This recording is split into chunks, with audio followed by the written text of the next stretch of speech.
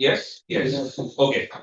So, your time is more precious as of now than even Donald Trump and Iran delegation. All right. Their talks can fail, but we cannot fail. Okay. कोई ऐसी उम्मीद में मत रहना कि war फिर से चालू हो जाएगा तो हमारा सब एग्जाम पोस्टपोन हो जाएगा. Okay. Let us hope that war ends and you clear. Let us hope for all good things. ठीक है. ताकि हम खाना फिर से रेज्यूम कर सकें. Okay. Now, coming to the syllabus. So, non AS का रिवीजन है आज. Okay. नॉन ऐसे का रिवीजन है आज. And when it comes to non AS का रिवीजन, सब लोग ने मैसेज किया, बहुत मैसेज किया कि सर प्रोफेशनल एथिक्स कवर करोगे कि नहीं करोगे, कवर करोगे कि नहीं करोगे. देखो जो अटेम्प्ट देते जा रहे हैं, तो प्रोफेशनल एथिक्स तुम्हारी ऐसी माशूका है, ठीक है, तुम हर बार उसके पीछे पड़ते हो और सिर्फ उसी के पीछे पड़ते रहते हो. एंड देन यू सी कि आपके बाकी सब चैप्टर्स रह जाते हैं, अच्छे से प्रिपेयर नहीं करते हो. तो yes, we are going to cover professional ethics, I am not saying no, but मैं आज कुछ अलग प्रायोरिटी लेकर आया हूँ. Alright, and the priorities all the chapters other than professional ethics. फिर आप एकदम जब थक जाओगे, जब आपको सब धुंधला धुंधला दिखने लगेगा, alright, at that point of time we will start discussing professional ethics. वो तो नींद में फिर वो हो जाता है प्रोफेशनल एथिक्स. इसमें तो फ्रेश मूड में तो बाकी सारे टॉपिक्स लेना ही बेटर है. ऑलराइट, अभी कैसे आपको नोट्स और वो सब कैसे कवर किया है वो पहले समझ लो. Why this revision is little different from the revision lectures which I've uploaded on YouTube. Alright, that is why I said last time that I'll have to prepare and then come for the revision. Because last time I was prepared for the revision of standards. Alright, now ये जो आपको ना मैंने एक PDF दिया हुआ है, ठीक है, मैंने अपलोड भी किया है, एक लिंक पे डाला भी हुआ है ये पीडीएफ. ये जो पीडीएफ है, इसके अंदर टोटल अराउंड 200 प्लस क्वेश्चंस है, 204 क्वेश्चंस है. ऑलराइट, अब ये सारे क्वेश्चंस कौन से हैं?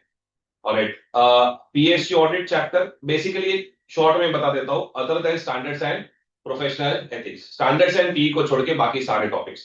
ऑलराइट, अब क्या हो रहा है कि ये सारे टॉपिक्स बच्चे अच्छे से करके नहीं जा रहे. ओके, एंड देन एग्जाम में प्रॉब्लम हो रहा है. आपको पता ही है, अभी आपको तो क्या सीजन खिलाड़ी हो, तो आपको पता ही है कि क्वेश्चन नंबर 2A एक टॉपिक से होगा, 2B दूसरे टॉपिक से होगा, फिर आपकी माशूका 2C में पड़ी होगी. ऑलराइट, प्रोफेशनल एथिक्स, ठीक है, यहां तक जाने के लिए आप ये सब कुर्बानी देकर जाते हो. ऑलराइट, फिर वो माशूका तक पहुंचते पहुंचते थक जाते हो तो 4 में से 2 लेके आते हो. Alright, and then your total becomes 14 में से 2 मार्क या 14 में से अराउंड 4-5 मार्क्स, 6 मार्क्स, वहीं पे अटेम्प्ट जा रहा है. Please understand. ऑलराइट, अटेम्प्ट जा उधर ही रहा है. तो अगर हम ये 200 क्वेश्चंस आज कवर कर लेते हैं एंड अच्छे से इसको देख लेते हैं, then in that case you are very safe. Okay, तो पहले तो इसको बनाया कैसे है, थोड़ी बहुत चैट जीपीटी का हेल्प लिया है. ऑलराइट, पर बहुत खराब software, let me tell you. Okay, पूरा एक एक वर्ड रिवाइज देखना पड़ता है, रीअसेस करना पड़ता है. तो यहाँ पे जैसे अभी फर्स्ट पीएससी ऑडिट का चैप्टर है, ठीक है, तो क्वेश्चन पूरा पूरा डाला हुआ है एंड आंसर का थोड़ा समरी में डाला हुआ है. पर समरी कैसा, जो कीवर्ड्स रहते हैं ना वो. अभी जैसे पीएससी ऑडिट का चैप्टर है, देन इन दैट केस हम कितना कवर करें उसको, ऑलराइट, और कितनी चीजों पे ध्यान दें. तो इतना कवर कर लेते हैं जितना स्टडी मटेरियल में क्वेश्चंस है, प्लस मेरा जो क्वेश्चन बैंक है उसी का ये समराइज्ड वर्जन है. ओके, सबको मत बता देना वरना क्वेश्चन बैंक खरीदेगा नहीं. तो ये उसी का समराइज्ड वर्जन है. तो स्टडी मटेरियल के क्वेश्चंस है प्लस लास्ट 11 अटेम्प्ट के पीवाईक्यूज वगैरह.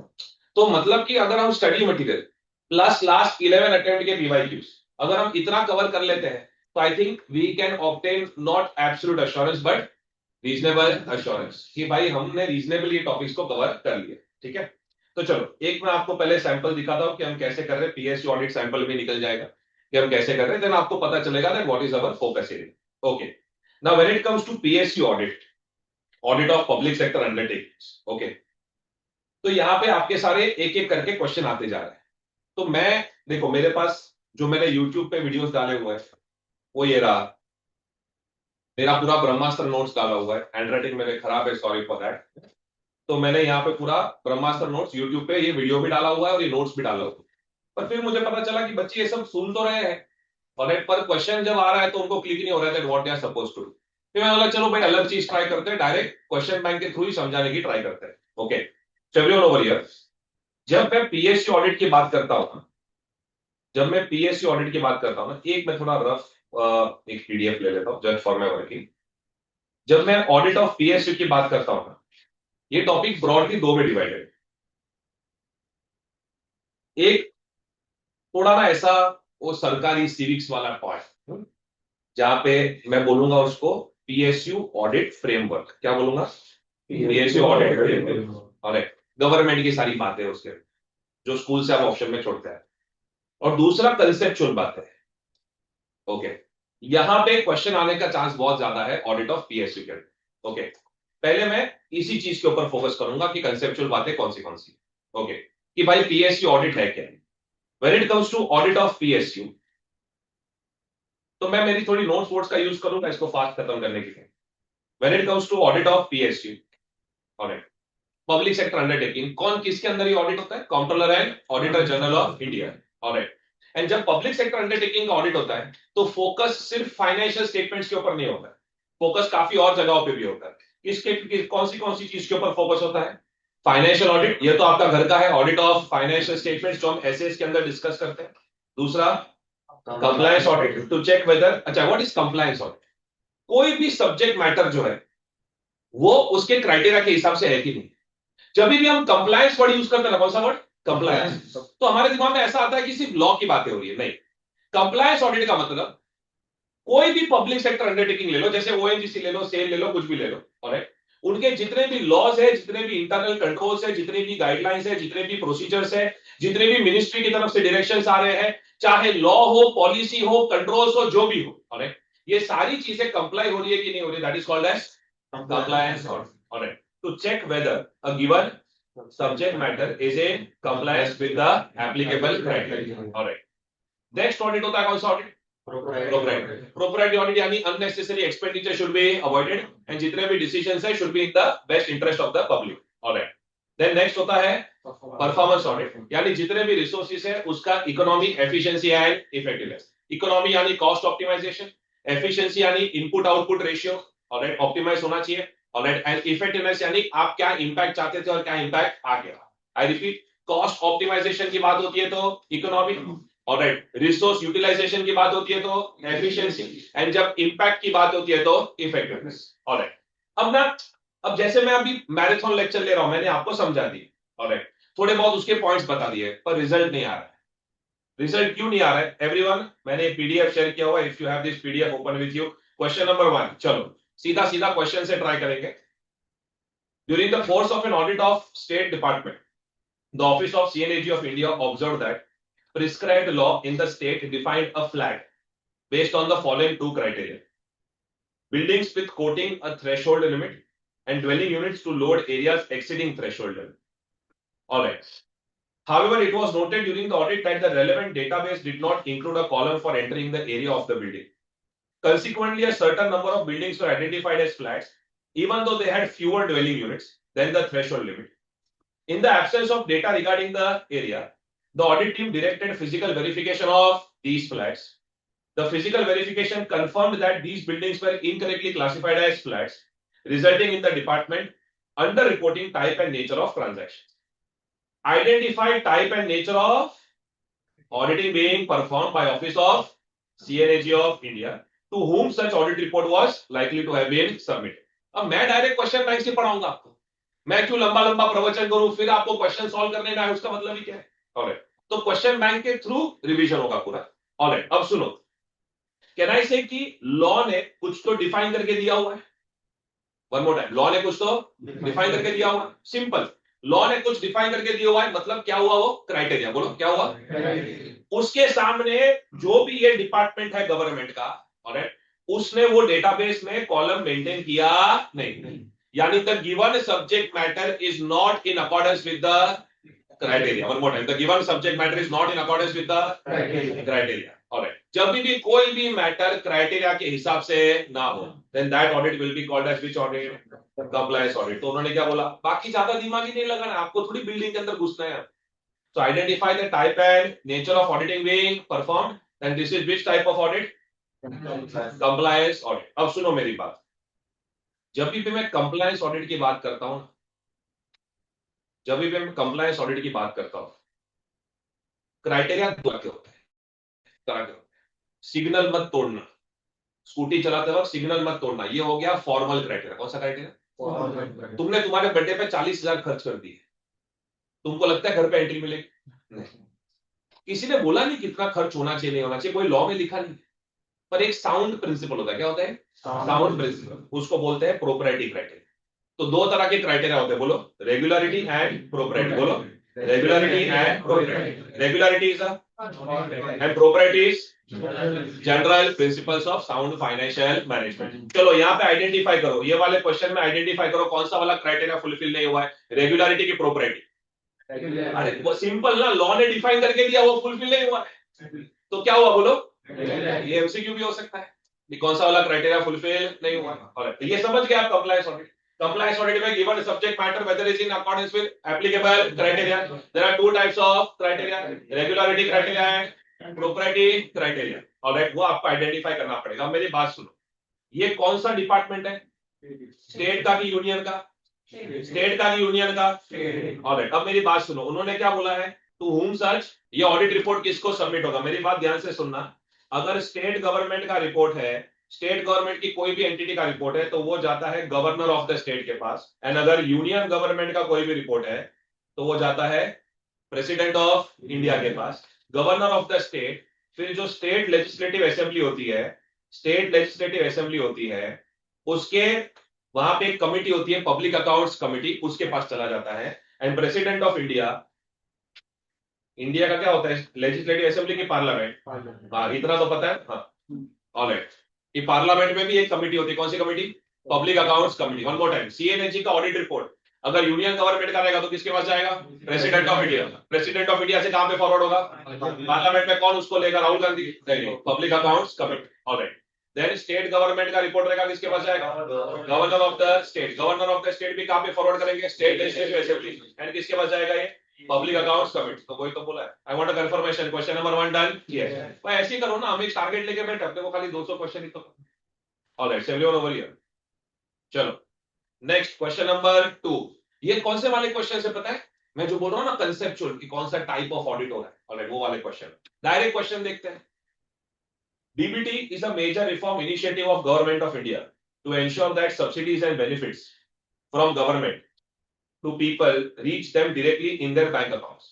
The Office of CNAG of India is likely to undertake a बोलो बोलो कौन सा audit? Performance audit of selected social security pension schemes and scholarship schemes under state. What are the likely objectives of such performance audit? Explain the meaning of audit criteria. Alright, तो tension किस चीज का है? अब कुछ तो वो लोग परफॉर्मेंस ऑडिट के बारे में बात कर रहे हैं, तो ये रहा मेरा परफॉर्मेंस ऑडिट का। Alright, performance audit. Performance audit का मीनिंग क्या होता है? परफॉर्मेंस ऑडिट के मीनिंग में ना हमेशा बोलने का, कोई भी ऑडिट होता है ना, क्या होता है? Objective and systematic examination. Alright, performance audit के अंदर होता है, बोलो बोलो, टाइम नहीं है, टाइम नहीं है, पनवेल जाना है, बोलो। परफॉर्मेंस ऑडिट के अंदर क्या होता है? कोई भी चीज का क्या होगा? असेसमेंट। परफॉर्मेंस बराबर हुआ कि नहीं? ऑलराइट, उसकी इस चीज का असेसमेंट ऑफ गवर्नमेंट प्रोग्राम। क्यों होता है assessment? To improve public accountability. One more time, objective and systematic examination to get an evidence for independent our government programs to improve public accountability. कुछ ना समझे तो ये तो लिख ही देने का परफॉर्मेंस ऑडिट में, क्या? E of operations, economy, efficiency and effectiveness of the operations. Alright, तीनों का मीनिंग मैंने स्टार्टिंग में बोला और वही मीनिंग मैंने यहाँ पे लिखा हुआ है। ऑलराइट, अब उन्होंने क्या बोला कि थोड़ा एक्सप्लेन करो ना, what are the objectives of performance audit. Alright, ये देखो, economy, efficiency, effectiveness. Alright, and criteria का मतलब क्या होता है? कोई भी चीज का स्टैंडर्ड या तो बेंचमार्क। बोलो, कोई भी चीज का स्टैंडर्ड या तो benchmark. So audit criteria are standards और बेंचमार्क। वो तो कोई भी लॉ पॉलिसी कुछ भी हो, सब जगह पे ये होने वाला है।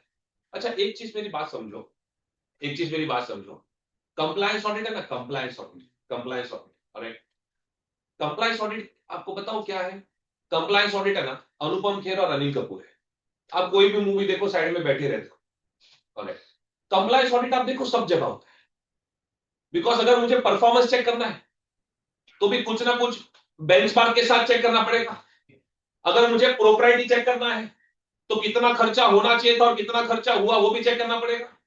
Alright, so compliance audit is everywhere. I repeat, compliance audit is everywhere. It is in combination with all the audits. अच्छा, आपको अगर फाइनेंशियल ऑडिट चेक करना है, फाइनेंशियल ऑडिट, तो कहने से आपको अकाउंटिंग स्टैंडर्ड एंड लॉ वगैरह का क्राइटेरिया चेक करना पड़ता है, ये सब। तो चाहे आप फाइनेंशियल ऑडिट करो या आप परफॉर्मेंस ऑडिट करो या आप प्रोपर्टी ऑडिट करो, सब जगह पे कंप्लायंस ऑडिट तो होता ही होता है। I want a confirmation, are you clear with this, yes और नो सर? ऑलराइट, तो कभी कभी ना पढ़ते पढ़ते लगेगा आपको कि ये तो कंप्लायंस ऑडिट जैसा पढ़ा है 2020 का, चलो अभिषेक शर्मा बैटिंग पे ऊपर। ऑलराइट, तो सुनो, कंप्लायंस ऑडिट में ना आपको भी कभी ना आंसर पढ़ते पढ़ते आपको लगेगा अरे ये तो कंप्लायंस ऑडिट जैसा लग रहा है। अरे लगेगा, बिकॉज कंप्लायंस ऑडिट सब जगह पे। अब सुनो, साला एग्जाम में कंफ्यूजन होगा जब एमसीक्यू आएगा। सुनो मेरी बात, जैसे पहले वाला क्वेश्चन जो गया, ओके, इसमें समझ तो गया कि कोई मैटर है और वो क्राइटेरिया के साथ चेक कर रहे हैं, इसलिए हमने क्या बोल दिया। और मुझे अब बताओ, देखो मेरा काम सिर्फ आपको अच्छा अच्छा पढ़ाना नहीं, थोड़ा कंफ्यूज करना भी। अब मुझे बताओ, ऐसे मैराथन का क्या ही मतलब जहां पे मैं खाली कंसेप्ट पढ़ा के निकल जाऊं। अरे तो अब मुझे बात बताओ, अगर परफॉर्मेंस ऑडिट का क्वेश्चन है तो उसमें भी हम क्या चेक करते हैं? Economy, efficiency and effectiveness.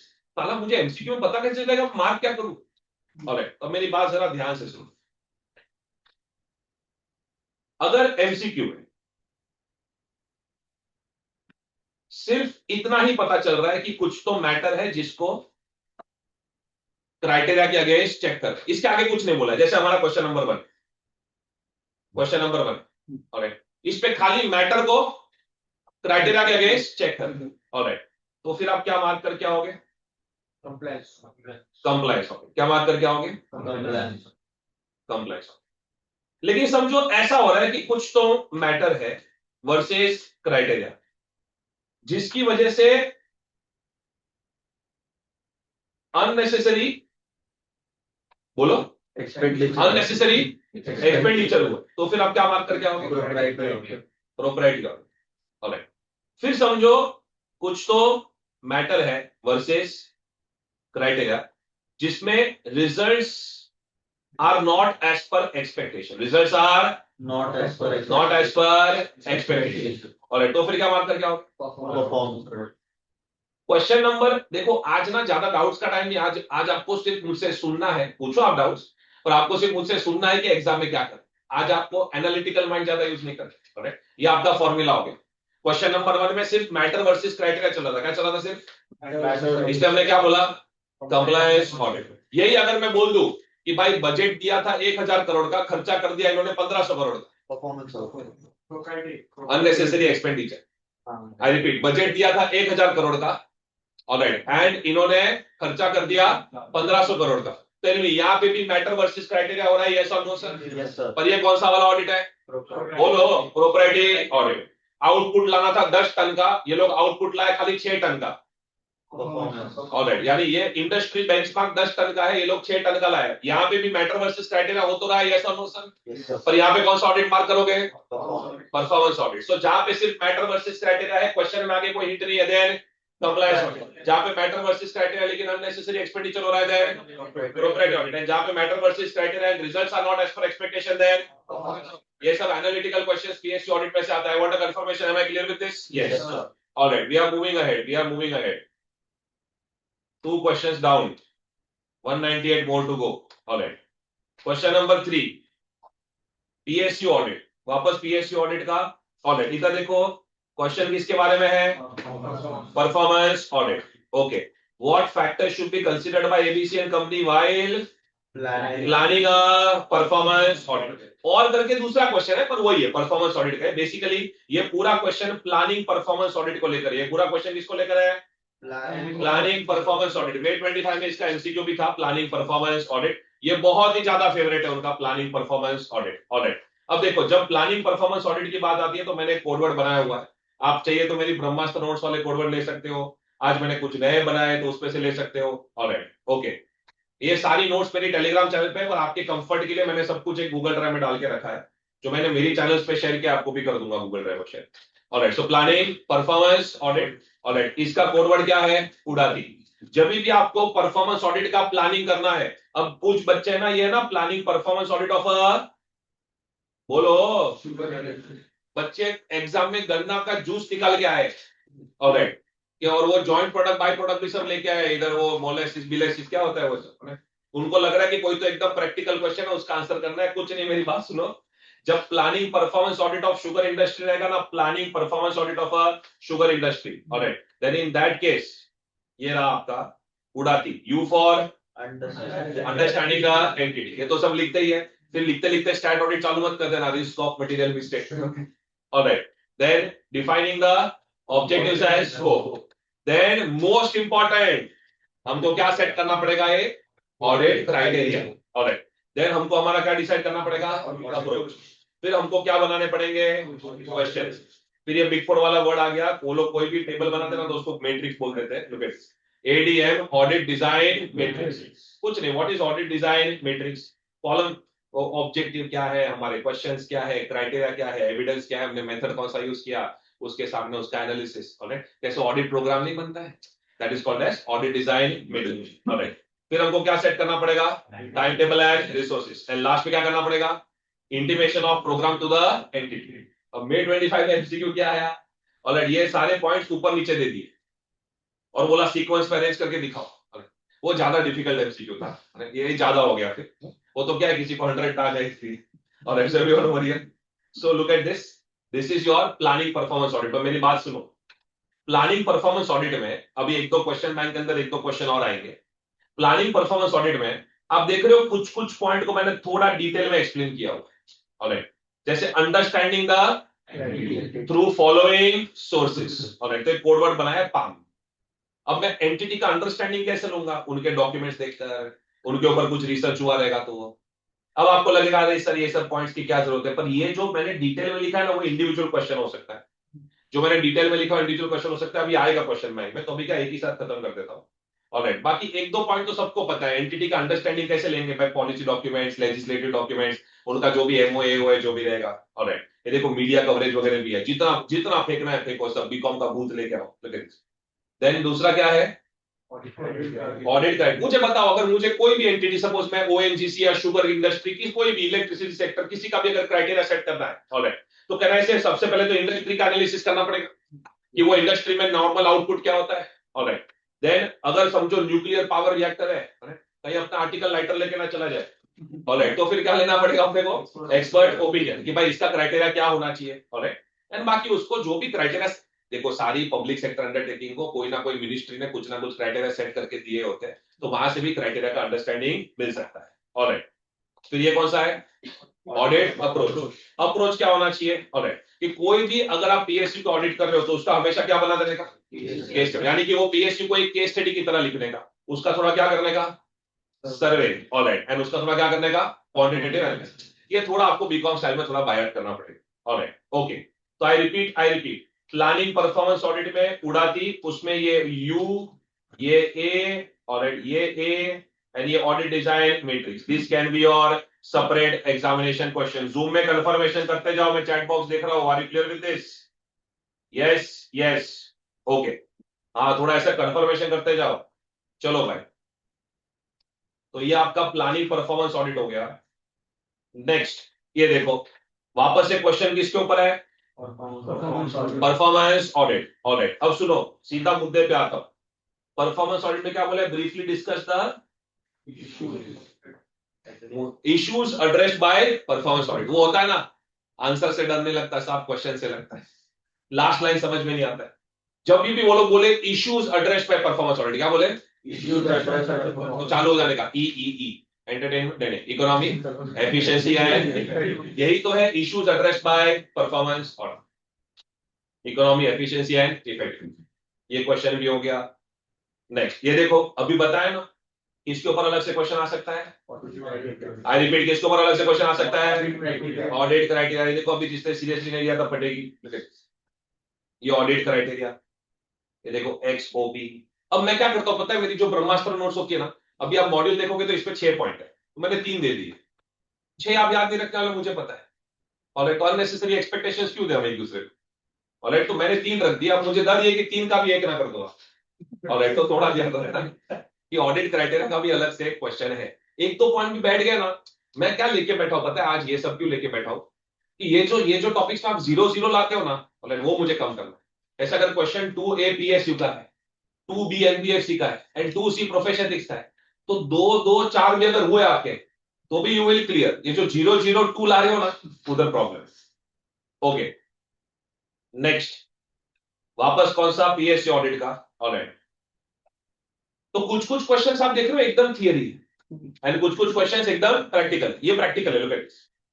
CNAG appointed Verma and Associates, a chartered accountant firm, to conduct performance audit of MAB Limited, a PSU of Government of India. The firm conducted the audit with a view to check all the expenses of the unit are in conformity with public interest and publicly accepted customs. The audit report was submitted by Messrs. Verma and Associates. The audit report was rejected by CNAG. एक minute, CNAG ने appoint किसके लिए किया था? ये बंदे ने क्या किया है? इसने क्या कर लिया? ये तो प्रोप्राइटरी ऑडिट हुआ ना। जब आप सिर्फ एक्सपेंसेस पे ध्यान देते हो और रिजल्ट्स पे ध्यान नहीं देते, जब आप सिर्फ एक्सपेंसेस पे ध्यान देते हो और रिजल्ट्स पे ध्यान नहीं देते, बेसिकली आपके फर्म के सारे, जब आप सिर्फ एक्सपेंसेस पे ध्यान देते हो और रिजल्ट्स पे ध्यान नहीं देते, तो कौन सा ऑडिट हो गया? Proprietary audit. इसने सिर्फ किस पे ध्यान दिया? एक्सपेंसेस, जबकि उसको करना क्या चाहिए था? परफॉर्मेंस ऑडिट में क्या करना चाहिए था? हाँ, इकोनॉमी, एफिशिएंसी एंड, ऐसा कनेक्ट करके दिखा ना थोड़ा। Alright, okay, and that is why this is correct. Yes. Next, PGCA and Associates are the statutories of BNPC Limited, a PSU in power sector. It is engaged in building large-sized thermal power stations to accelerate development of power sector. Very good. One of the financial committees of the Parliament has decided to examine its physical and financial performance.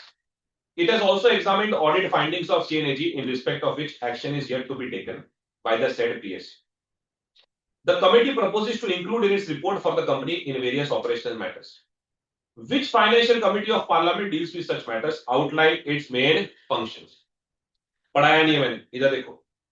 क्या है, direct पढ़ाऊंगा ना तो आपको लगेगा क्या पता है, उससे अच्छा डायरेक्ट पहले क्वेश्चन दिखाओ, पहले बच्चों की फाड़ो, फिर देखो। ऑलराइट, अभी इधर देखो, हाँ, यहां पे देखो, गवर्नमेंट, मैंने बोला था ना थोड़ा सरकारी क्वेश्चंस भी है। ऑलराइट, गवर्नमेंट ऑडिट फ्रेमवर्क, क्या लिखा है ये? Various committees. ऑलराइट, देखो टोटल 3 कमिटी होती है, एक पब्लिक अकाउंट्स कमिटी, दूसरा एस्टिमेट्स कमिटी, और ये प्यार से बोलने का cuckoo. Alright, committee on public undertaking. जो पब्लिक अकाउंट्स कमिटी है ना, पब्लिक अकाउंट्स कमिटी वो हेड कमिटी, जितना भी गवर्नमेंट का खर्चा, इनकम जो भी है, स्पेशली ऑथराइजेशन ऑफ एक्सपेंसेस पर जो भी बजट में अलोकेशन होता है, ये सब मेन पब्लिक अकाउंट्स कमिटी देखता है। So public accounts committee will satisfy, इतना भी खराब हैंडराइटिंग नहीं है, विल सेटिस्फाई, बोलते रहो, ऑलराइट, वरना तो गया आप स्नूज पढ़ पे चले जाओगे। ऑलराइट, पहले तो डी फॉर डिस्बर्समेंट ऑफ, कि वो लीगली हो रहा है कि नहीं हो रहा है, A for authorisation of expenditure, and R for reappropriation. Reappropriation यानी बजट में से और भी अलोकेशन करना हो कुछ। Alright, so reappropriation in accordance with provision. So one more time, PSC will satisfy the, alright. And जो estimates committee है, इसका तो नाम में लिखा है, वो क्या एग्जामिन करेगा? With a view to report पल, alright. एक तो वो देखेगा, अच्छा जितने भी पार्लियामेंट में एस्टिमेट्स प्रेजेंट होते हैं ना, बजट प्रेजेंट होते हैं, एस्टिमेट्स प्रेजेंट होते हैं, उसका जो फॉर्मेट होता है, ऑलराइट, फिर वो एस्टिमेट्स कहीं ज्यादा, बहुत ज्यादा खर्चा तो नहीं वो लोग मांग रहे हैं, ये सब एस्टिमेट्स कमिटी थोड़ा रिकमेंडेशंस देता है। Alright, so it will report effect of estimates on efficiency and economy. All right, then it will suggest alternate कि यार डिफेंस में इतना एस्टिमेट क्यों दे रहे हो, इसे थोड़ा कम दे दो। All right, अभी तो ज्यादा ही दे दो। Then whether money is laid out well within the, और कि एजुकेशन का इतना एस्टिमेट नहीं होना चाहिए, ये लिमिट के हिसाब से होना चाहिए, जीडीपी का इतना परसेंटेज जा रहा है। All right, and then main तो वो क्या डिसाइड करेगा? फॉर्मेट ऑफ प्रेजेंटेशन, क्या डिसाइड करेगा? ये सब कौन करेगा? Estimates committee. कैसे पता चलेगा एमसीक्यू में? एस्टिमेट्स की जब बात हो रही हो तभी। Alright, then कोपू। कोपू क्या करता है पता है? आपने जितना भी सीखा ना, पब्लिक अकाउंट्स कमिटी एंड ये सब कुछ कोपू करता है, but only for public sector undertakings, only for, मतलब it is hashtag dedicated to PSU, it is dedicated to PSU. तो सुनो मैंने क्या बोला, similar to PSU and estimates committee but dedicated to PSU only. Alright, ये जितना भी PSU की रिपोर्ट्स है, CNAG ने जितनी भी PSU के ऊपर रिपोर्ट्स दी है, alright, PSU के जितने भी अकाउंट्स है, PSU का स्मूथ फंक्शनिंग, ऑपरेशनल एस्पेक्ट, खर्चे का एस्पेक्ट, ऑलराइट, ये सब कुछ वो देखेगा। एंड अगर ऑनरेबल स्पीकर, ऑलराइट, ने अगर कुछ और भी फंक्शंस दिए उसको, तो वो करेगा। अब अगर हम क्वेश्चन बैंक में जाके देखें, तो सिर्फ इसकी बात हो रही थी, पीएसयू को डेडिकेटेड एक फाइनेंशियल कमिटी है जो पीएसयू का परफॉर्मेंस देख रहा है। तो ये कौन सी कमिटी हुई? कोपू, कमिटी ऑन पब्लिक अंडरटेकिंग। कोपू का कंटेंट लिखने के लिए जो हम पीएससी एंड ईसी का कंटेंट है वही सब याद करते रहने का, खाली बोलने का दैट फॉर पीएसयू, फॉर हर एक पॉइंट के बाद में क्या डाल देने का? For PSU, for PSU, authorisation of expenditure for PSU, examining the accounts and reports of PSU, ऐसा बार बार पीछे क्या डाल देने का? पीएसयू। तो आपका हो गया ये COPU. Alright, 7th question down. Next, alright, ये देखो, ये इतना बड़ा क्वेश्चन है, ऑलराइट, और ये क्वेश्चन क्या मस्त क्वेश्चन है। Okay, so everyone over here, पहले ये क्वेश्चन के लिए आपको कुछ चीज बता देता हूं। Section 143 subsection 5 subsection 6 and subsection 7 of companies act 2013, जरा इसके ऊपर पता रहेगा ना तो ये क्वेश्चन समझने में थोड़ा काम है। हाँ, ये देखो, section 143 subsection 5, 6 and 7 of Companies Act 2013. Okay. Section 143 subsection 5, 6 and 7, they deal with powers of CNAG. They deal with powers of CNAG. Alright, सुनो, CNAG के पास क्या क्या पावर है? First, right to appoint auditor of a government company. Second, right to direct auditor of a government company. Alright, पर सुनो, समझो आप auditor of government company हो और मैं सीएनएजी हूं, मैंने आपको 10 पॉइंट के ऊपर डायरेक्शंस दिया, तो आपकी ड्यूटी है कि ये 10 के 10 पॉइंट के ऊपर आप अलग रिपोर्ट बनाओगे एंड ऑडिट रिपोर्ट के साथ उसे एज एन एनेक्सर अटैच करो। Alright, so look at this, auditor of government company shall submit a copy of audit report to C and AG. It should also include the comments on directions of C and AG. Alright, ये सब भी include होना चाहिए। Alright, wait, इसके आगे मैं नहीं जा रहा हूं, वेट, अब मैं ये क्वेश्चन में जाता हूं। Alright, everyone fast reading of the question. BNS associates the statutory auditors of central government owned company for a year. The statutory auditors were required to examine the following areas mandatorily, provide their specific replies and also their impact on financial statements for that particular year in their audit report.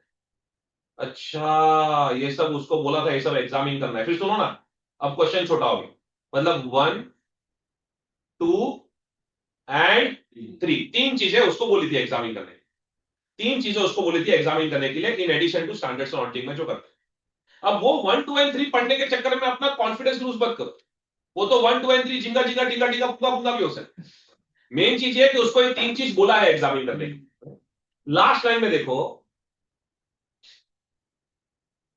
Can you gauge likely nature of such responsibilities.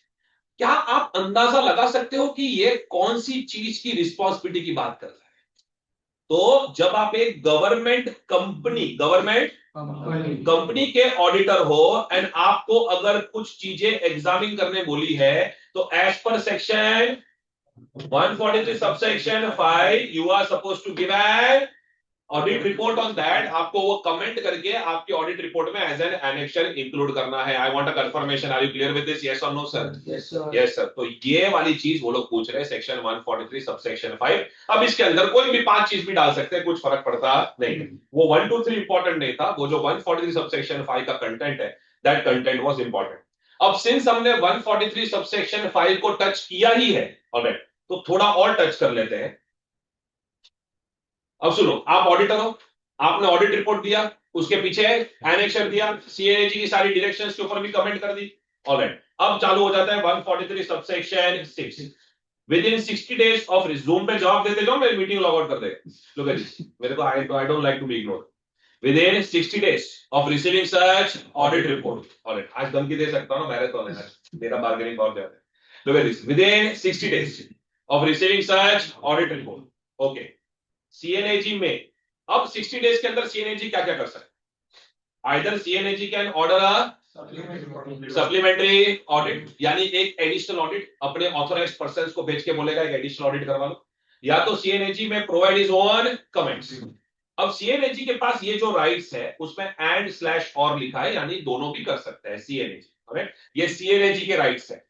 अब ये जितना भी चीज जमा हुआ है, audited financial statements, audit report, C and AG की supplementary audit report and C and AG की कमेंट्स, ये सबको स्टेपलर मारेंगे एंड जो जनरल मीटिंग होने वाली है कंपनी, वो जनरल मीटिंग में वो सर्कुलेट होगा. It shall be circulated in the same manner as the audit report and financial statements are circulated, and it should be placed in the general meeting along with the audit report and audited financial statements. तो ये 143 5 and 6 पूरा ऐसा flow chart में आता है.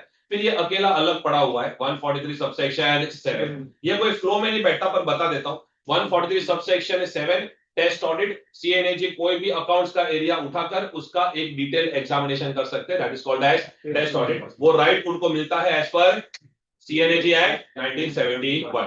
So this is your section 143 subsection 5. 143 5 बोलो, power to appoint and direct auditor. बोलो, power to appoint and direct auditor. 143 6, right to order a supplementary audit and comment upon the audit report. 143 7, that is your test audit. Audit as per CNAG Act 1971. We will move ahead. We will move ahead. All right. Next, ninth question. Ninth question में solve नहीं करूंगा, सबको पता है. Can I say that अगर more than 50% of voting power government के पास हो तो it becomes a government company? Yes or no, sir? अच्छा, subsidiary of government company is also a government company. बोलो बोलो, subsidiary of government company is also a. तो जितनी भी government company है, क्या सीएनएजी वहां पे जाकर अपना डायरेक्शंस वगैरह दे सकते हैं? यस और नो सर? तो एक दो क्वेश्चन मॉड्यूल के अंदर ऐसे हैं कि आपसे पूछ रहे हैं, चेक करो ये गवर्नमेंट कंपनी तो है ना. अरे आप फाइनल के बच्चे हो भाई. अगर 100% गवर्नमेंट के पास है एंड 40% डिसइन्वेस्ट कर दिया, तभी भी 60% गवर्नमेंट के पास तो है ही. यस और नो सर? तो आप क्या बोलोगे? It is a government company and hence CNH will have a right to appoint and direct the auditor of such company. सबसे पॉपुलर क्वेश्चन है अगर ये आया. ऑलराइट, तो इधर आके आईसीए को थैंक यू बोलना कि मस्त paper. Alright, next. The reports of CNAG of India on the audit of PSUs are presented to Parliament and to various state legislature. बराबर, CNAG का जो ऑडिट रिपोर्ट है वो पार्लियामेंट है, स्टेट लेजिस्लेचर में जाता है. Enumerate the contents of the audit report. सुनो भाई, सीएनएजी का जो ऑडिट रिपोर्ट है ना, सीएनएजी का जो ऑडिट रिपोर्ट है ना, उसमें टोटल 4 कंटेंट होते हैं. हाँ, ये रहा. सीएनएजी का जो ऑडिट रिपोर्ट है ना, कौन सा ऑडिट रिपोर्ट? पीएसयू के ऊपर. कौन सा ऑडिट रिपोर्ट? पीएसयू के ऊपर. उसमें टोटल 4 कंटेंट होते हैं. ऑलराइट, फर्स्ट क्या होता है? I for intro. इंट्रो में कुछ नहीं, वो एक समरी जैसा होता है ना, general working of general results of all the PSUs government companies होता है, एक समरी. फिर क्या होगा? सुनो, ये थोड़ा समझाना पड़ेगा. तो ये क्या है? Results of comprehensive appraisals of PSUs by audit board. शांति से, बहुत छोटा सा कंसेप्ट है, सुन लो. ऑलराइट, ऑडिट बोर्ड जो है, ऑडिट बोर्ड. अच्छा, कहना है इसे पब्लिक सेक्टर अंडरटेकिंग अलग अलग सेक्टर में है इस दुनिया, इस कंट्री में. इलेक्ट्रिसिटी सेक्टर में भी है, इंश्योरेंस सेक्टर में भी है, डिफेंस सेक्टर में भी है, अपना ये कोल सीमेंट वगैरह वो सेक्टर में भी है. ऑलराइट, तो सीएनएजी ने क्या किया हुआ है? हर एक सेक्टर वाइज, बोलो, हर एक ऑडिट बोर्ड बना है. ये ऑडिट बोर्ड क्या करते हैं? वो सेक्टर में से सिलेक्टेड पीएसयूज को सिलेक्ट करते हैं एंड उसका एक डिटेल्ड एग्जामिनेशन करते हैं, जिसको हम लोग बोलते हैं comprehensive appraisals of selected PSUs by audit board. बोलो, comprehensive appraisals of selected PSUs by audit. Alright, and audit board जो ये पूरा डिटेल्ड एग्जामिनेशन करता है पीएसयूज का, उसके जो रिजल्ट है वो ऑडिट बोर्ड किसको दे देता है? सीएनएजी. एंड देन सीएनएजी उसको अपनी रिपोर्ट में डाल देता है. So everyone over here, because CNAG का ऑडिट रिपोर्ट का जो कंटेंट है वो एग्जामिनेशन क्वेश्चन है, इसलिए एक लाइन अच्छे से ये पढ़ा दिया मैंने. One more time. Audit report of CNAG. I for R for results of comprehensive appraisals of PSUs by audit and also results of PSUs. पूरी के ऑडिट रिपोर्ट की तो समझ ही जाएगी. ऑलराइट, देन हम लोग जो गरीब, हम जो कंपनी ऑडिटर है, पर कौन सी कंपनी के? गवर्नमेंट कंपनी के ऑडिटर. हमारी रिपोर्ट भी आ गई, वरना हमको इग्नोर्ड फील होता. So I repeat, IRRC. I for R for result system result तुम्हारा of comprehensive appraisals of PSUs by audit. R for results of PSUs not selected by audit board, and C for company auditor's report under Companies Act 2013. All right, one more time. Okay, so we are also down with that particular question of audit report. Okay, अब सुनो, ये तो भाई इतनी बार आ गया ना कि अभी एक और बार आया ना, और तो इसको हॉल ऑफ फेम में डाल देंगे.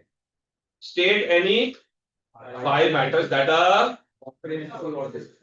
ऑलराइट. कोई प्रोफेसर अगर टॉप 2 क्वेश्चन भी देगा ना पीएसयू में, तो उसमें रहे comprehensive audit bye CN. Comprehensive audit बोला ना, कॉम्प्रिहेंसिव ऑडिट मतलब मन फ्री कर। कॉम्प्रिहेंसिव यानी ऑल इंक्लूसिव, खर्चे की भी बात करो, रिजल्ट्स की भी बात करो, लॉ एंड कंप्लायंस की भी बात करो, और जितना लिख सको ना उतना लिखो। ये ऐसे क्वेश्चन होते हैं जो एग्जाम में लास्ट में अटेम्प्ट करने होते हैं, और जितना लिख सको उतना लिखो। कितना भी लिखोगे 4 में से 2 नहीं मिले, 2 के ऊपर नहीं मिलेगा इससे, कुछ ना कुछ तो रह ही जाएगा बनी, और कुछ ना कुछ तो रह ही जाएगा। वो बोलेंगे ये रह गया, इसका मार्क्स काट, आज तो इधर ही कुछ और ऐसे भी तो इस पे 4 में से 2 ही मिलेगा भाई, पहले बोलो।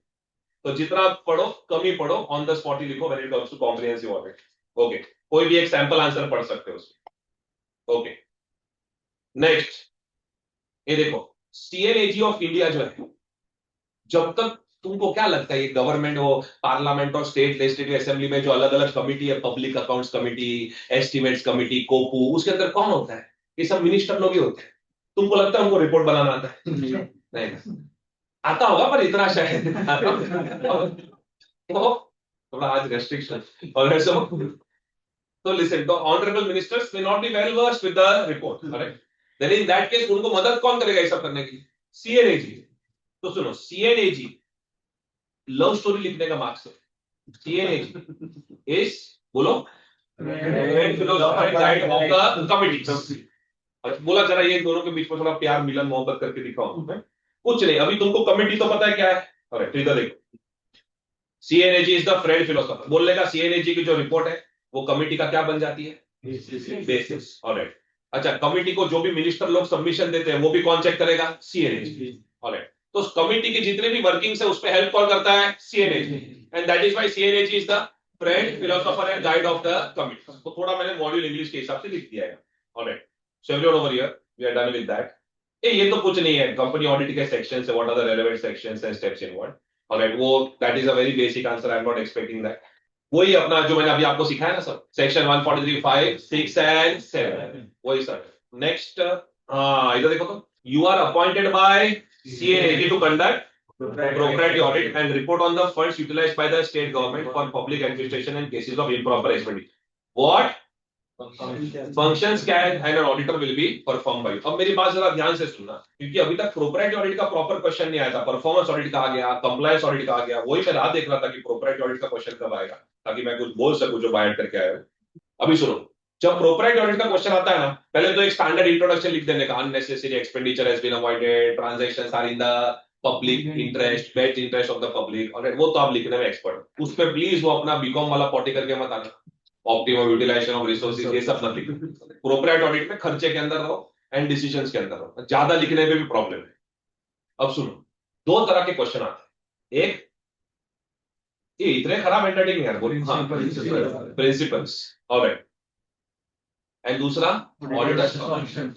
ये प्रिंसिपल्स वाला आंसर इतना फेमस है कि बच्चे प्रोपराइटी ऑडिट देखते ना डायरेक्ट ये ठोक क्या है, जबकि यहाँ पे क्लियरली क्या बोला है? फंक्शन दिख रहा है, ऑलराइट, फंक्शन बोला है। तो अब मेरी बात जरा ध्यान से, हाँ, अगर आपको बोला प्रिंसिपल्स, क्या बोला? प्रिंसिपल्स। कुछ नहीं, मम्मी डैडी को याद करो, पूरा दिन यही सब सुनाते पूरो कि तेरे पास पावर है तो मिस यूटिलाइज मत कर, power of sanction should not be misutilise, सबके लिए पैसे खर्च कर, utilisation of fund should be for public and पूरो पूरो, R for remuneration should be as per agreement, and कोई करप्शन नहीं होना चाहिए जो इंडिया में होता भी, alright, and money should be spent as per the occasion. One more time, पूरो, T for power, U for utilization, R for remuneration and O for occasion, alright. ये कब लिखोगे आप? जब क्या बोलेंगे वो लोग? प्रिंसिपल्स। जब वो लोग बोलेंगे तो सुनो, एक टेक्निक देखा, क्या बोलने का? टू चेक वेदर, ऑडिटर क्या करेगा? टू चेक वेदर, उसके बाद पूरो वाली चीज लिखते हैं, to check whether power of sanctioning has not been misused, to check whether unnecessary expenditure has not been incurred, to check whether sound financial decisions have been taken, to check whether transactions are in the best interest of the public. जो भी चालू करो, चालू कैसे करो? To check whether. I want a confirmation. Are you clear with this? Yes, yes. Okay. तो आपका क्या हो जाएगा आंसर? वो फंक्शंस का आंसर हो जाएगा। ध्यान रखना कि उन्होंने क्या पूछा है, प्रिंसिपल्स या फंक्शन। ऑलराइट, ये सब मजाक थोड़ी है, आप लोग बोलते हो ये सब चैप्टर नहीं आते, था ना नवंबर 24 में क्वेश्चन था ये। ऑलराइट, देन नेक्स्ट, ये देखो, वापस देखो क्या क्वेश्चन पूछा उन्होंने, बोलो बोलो जल्दी जल्दी, टेम्पो लूज नहीं करना है, टेम्पो लूज नहीं करना है। What kind of audit? Her attempt यही सब चैप्टर इग्नोर करने में जा रहा है। Audit, what kind of audit? सुनो, अगर खर्चे की बात हो रही है तो कौन सा ऑडिट होगा? Profit audit. और रिजल्ट्स का बात करें तो कौन सा ऑडिट होगा? देखते हैं कौन सा ऑडिट चल रहा है। State government owned PSU was investigating setting out of a thermal power plant in the state. The CNH in its audit report pointed out delay in completion due to failure to alright, decide बराबर नहीं कर पा रहे हैं, decisions बराबर नहीं थे। Alright, तो ये कौन सा ऑडिट है? Performance audit. ओके, प्रोसेस की बात चल रही है, रिजल्ट्स की बात चल रही है, तो कौन सा ऑडिट है? Performance audit. What kind of audit is this? Performance audit. Describe the method which could be used। ये ना बीच में एक बीकॉम वाला आंसर चला गया जो आप ध्यान नहीं दे रहे थे तभी। ये देखो, उड़ाती था ना, उड़ाती। ऑलराइट, उसमें था ना ऑडिट अप्रोच, ऑडिट अप्रोच उसमें था ना ये एग्जांपल्स ऑफ मेथड्स। और ये answer, what kind of methods can be used. तो ये मैं बोल रहा हूं ना, आप देखोगे उड़ाती पूरा आगे अलग अलग क्वेश्चन है। Okay, next question number 16। क्या लिखा है? Explain the concept of. हो गया, मेरा कंसेप्ट एक्सप्लेन करके हो गया कंप्लायंस ऑडिट का। Subject matter versus criteria. दो तरह के क्राइटेरिया होते हैं, दो तरह के क्राइटेरिया होते हैं, regularity and propriety. Alright, what should be the concern of the auditor when undertaking compliance audit? वो आप रीड कर लेना, मेन आपको कंप्लायंस ऑडिट आता है, so that's not a problem. Okay, done. ये जितने भी क्वेश्चंस थे PSU ऑडिट के, we are done with that. Alright, all the questions have been covered with respect to PSU audit. Okay, अब हम कौन सा चैप्टर चालू करेंगे? Group audit. 5 minutes break, then I start group. आप देख सकते हो, नोट्स देख सकते हो, थोड़ा खुद को एब्जॉर्ब कर सकते हो, देन विल। आपको समझा हम कैसे कवर कर रहे हैं? ऐसे कवर करूं कि डायरेक्ट नोट्स ही पढ़ा दूं? ऐसे ही करो, ठीक। मैं जब ग्रुप ऑडिट चैप्टर की बात करता हूं ना, audit of CFS, audit of consolidated financial statement, ये तो मस्त आता है एग्जाम में भी। ऑलराइट, एंड थोड़ा कुछ कुछ क्वेश्चन से बच्चे अच्छा स्कोर करते हैं। अनफॉर्चुनेट पार्ट है कि इस पे भी बच्चे थोड़ा कम स्कोर कर रहे हैं, इसमें तो अच्छा ही स्कोर करना चाहिए। Alright, group audit, audit of CFS, ये ना टोटल 3 पार्ट में डिवाइडेड है चैप्टर। ओके, पहले तो जो आप एग्जाम के 6 दिन पहले चालू करते हो बहुत गुस्सा आता है एक तो FR ने, फिर AFM ने, तो मेरे मेरे पेपर तक पहुंचते पहुंचते वैसे भी थक जाते और नेगेटिव ख्याल आने लगते। ओके, FR थोड़ा यार मेरा भी स्टार्टिंग से थोड़ा रखो, तो 6 दिन पहले FR लेके ऑडिट एकदम डिलीट ही मत कर दो। सो एक तो FR रिलेटेड कंटेंट है। ओके, 6 दिन पहले चालू कर दो, तो आई होप कि आपको आता होगा, मैं देखूंगा अभी। ऑलराइट, एंड दूसरा दूसरा जो कंटेंट है वो अपना ऑडिट का SA 600 using the work of another auditor. Alright, मैं ज्यादा ऐसे 600 को कम ही टच करूंगा, ज्यादा टच नहीं करूंगा, बिकॉज आपके ऐसे के रिवीजन हो चुके हैं। I want to stick to the non AS topics. Alright, and next आपका कुछ बेसिक अदर पॉइंट्स है, आने के चांसेस कम है, उसमें से आता है कभी कभी, तो आने के चांसेस कम है, तो मैं उसको अदर पॉइंट्स ऐसा बोल देता हूं। ऑडिट ऑडिट प्रोसीजर्स के पॉइंट में बहुत बेसिक बेसिक पॉइंट है। ओके, मेन जो उनका फेवरेट चल रहा है, May 24 अटेम्प्ट आया तब से, जो न्यू सिलेबस आया तब से, ऑलराइट, वो ये चल रहा है फेवरेट उनका। कौन सा? FR रिलेटेड कंटेंट जो है वो बहुत फेवरेट चल रहा है।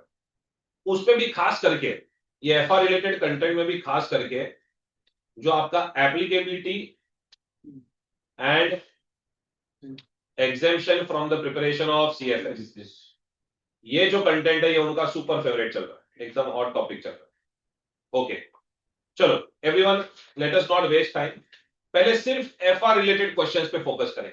ऑलराइट,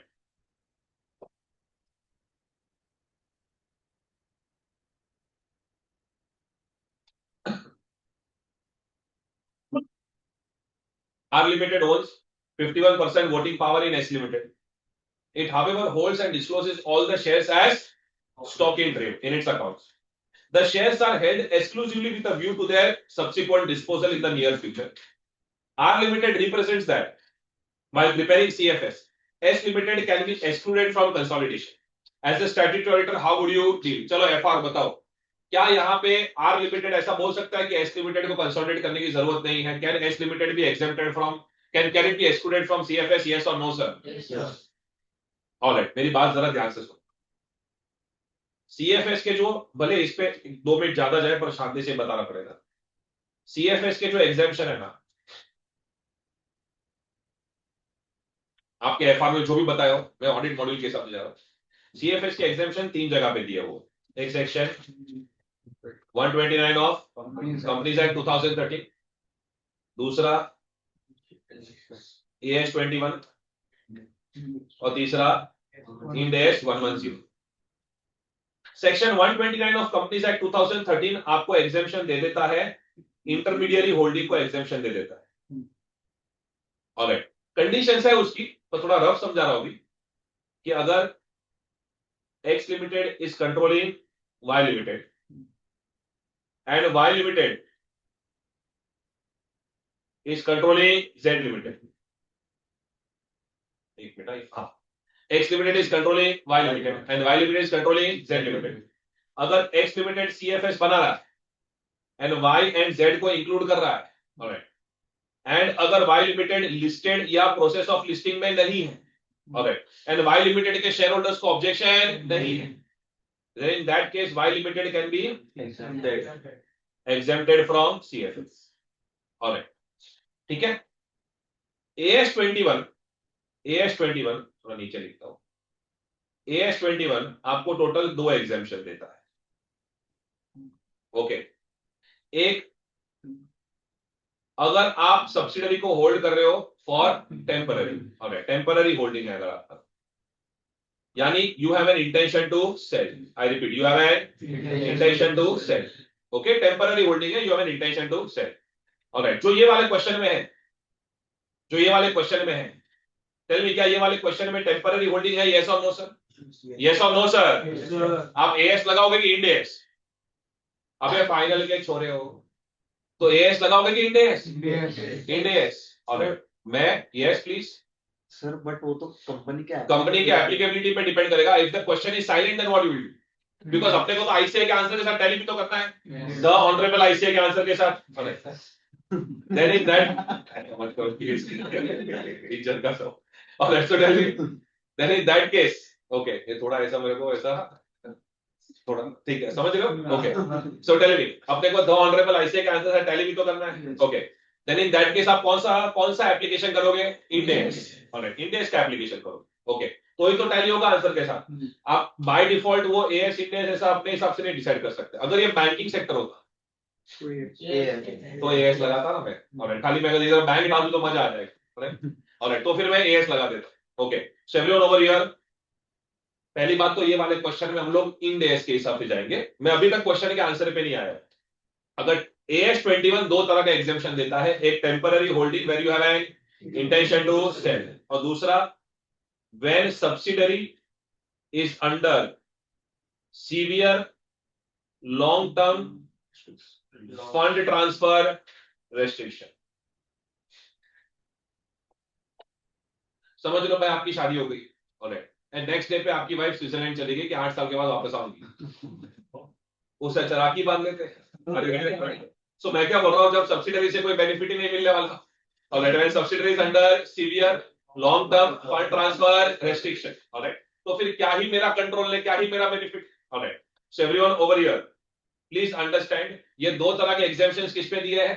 एएस पे, इंड एएस पे नहीं दिए। ओके, अब सुनो मेरी बात, इंड एएस 110 के अंदर आपको एग्जाम्पशन मिलता है इन्वेस्टमेंट एंटिटी का एग्जाम्पशन। ये चलो, ये तो आपको आता है। What is investment entity? Which entity is an investment entity?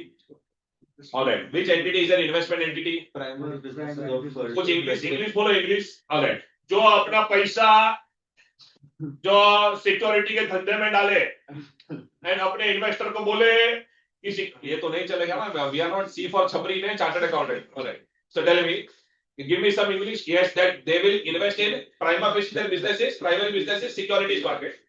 They are committing to their investors that they will get the returns from the securities market. All right, and they are measuring majority of their investments at fair value. That means they are genuinely saying that we are holding them for short term. ये सारी conditions अगर fulfil हो जाती है, then it is an investment entity. Yes or no, sir? Yes, sir. All right. तो मेरी बात ध्यान से सुनो, अगर हम ये क्वेश्चन में अगर ये देखो ये बिंदु अभी होगा, देखो, अगर ये क्वेश्चन में हम इंड एएस अप्लाई करते हैं, देन टेल मी, क्या क्वेश्चन के अंदर आपको इन्वेस्टमेंट एंटिटी दिख रहा है? यस और नो सर? No, no. खाली बोला R limited is holding 51% voting power in R limited का मेन बिजनेस क्या है, समझ में नहीं आ रहा। वो तो आर लिमिटेड में ये वाले जो शेयर्स है that they are holding exclusively with a view to their subsequent, पर सिर्फ ये वाले कि आर लिमिटेड का मेन बिजनेस ही सिक्योरिटी मार्केट का है, वो समझ में आ रहा नहीं है। जब तक क्वेश्चन क्लियर ना हो आप इन्वेस्टमेंट एंटिटी अज्यूम नहीं कर सकते। इसलिए जब इसका सजेशन आंसर देखोगे तो इन्होंने इंड एएस 110 लिया है एंड बोला है कि इंड एएस 110 में टेम्पररी कंट्रोल नाम का कोई एग्जेम्पशन नहीं। Alright, because the details in the question are not sufficient to conclude that it is an. The details in the question are not sufficient to conclude that it is an. I want a confirmation. Are you clear with this? Yes or no, sir? Yes, sir. Hence, S limited shall be intention to dispose does not eliminate control. Because tell me, Ind AS में consolidation का main line क्या है? Consolidation shall begin from the date when control was established. when you control is established and it will cease alright when the control is liquidated. Correct? तो वहां तक का आपको consolidation करना पड़ेगा। यस और नो सर? यस। तो वो सब आपको बोलना पड़ेगा ना। तो इसमें आप टेम्पररी कंट्रोल वाला एग्जेम्पशन दे सकते हैं नहीं। Alright, now everyone over here, बस ये मुझे पहले सारे क्वेश्चंस खत्म करने हैं।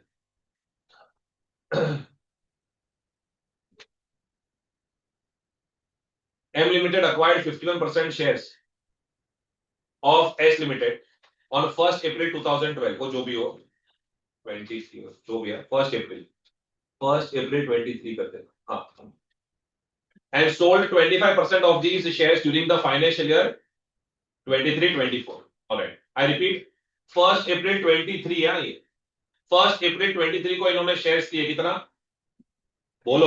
51%। एंड 23-24 खत्म होने से पहले सेल भी कर दी।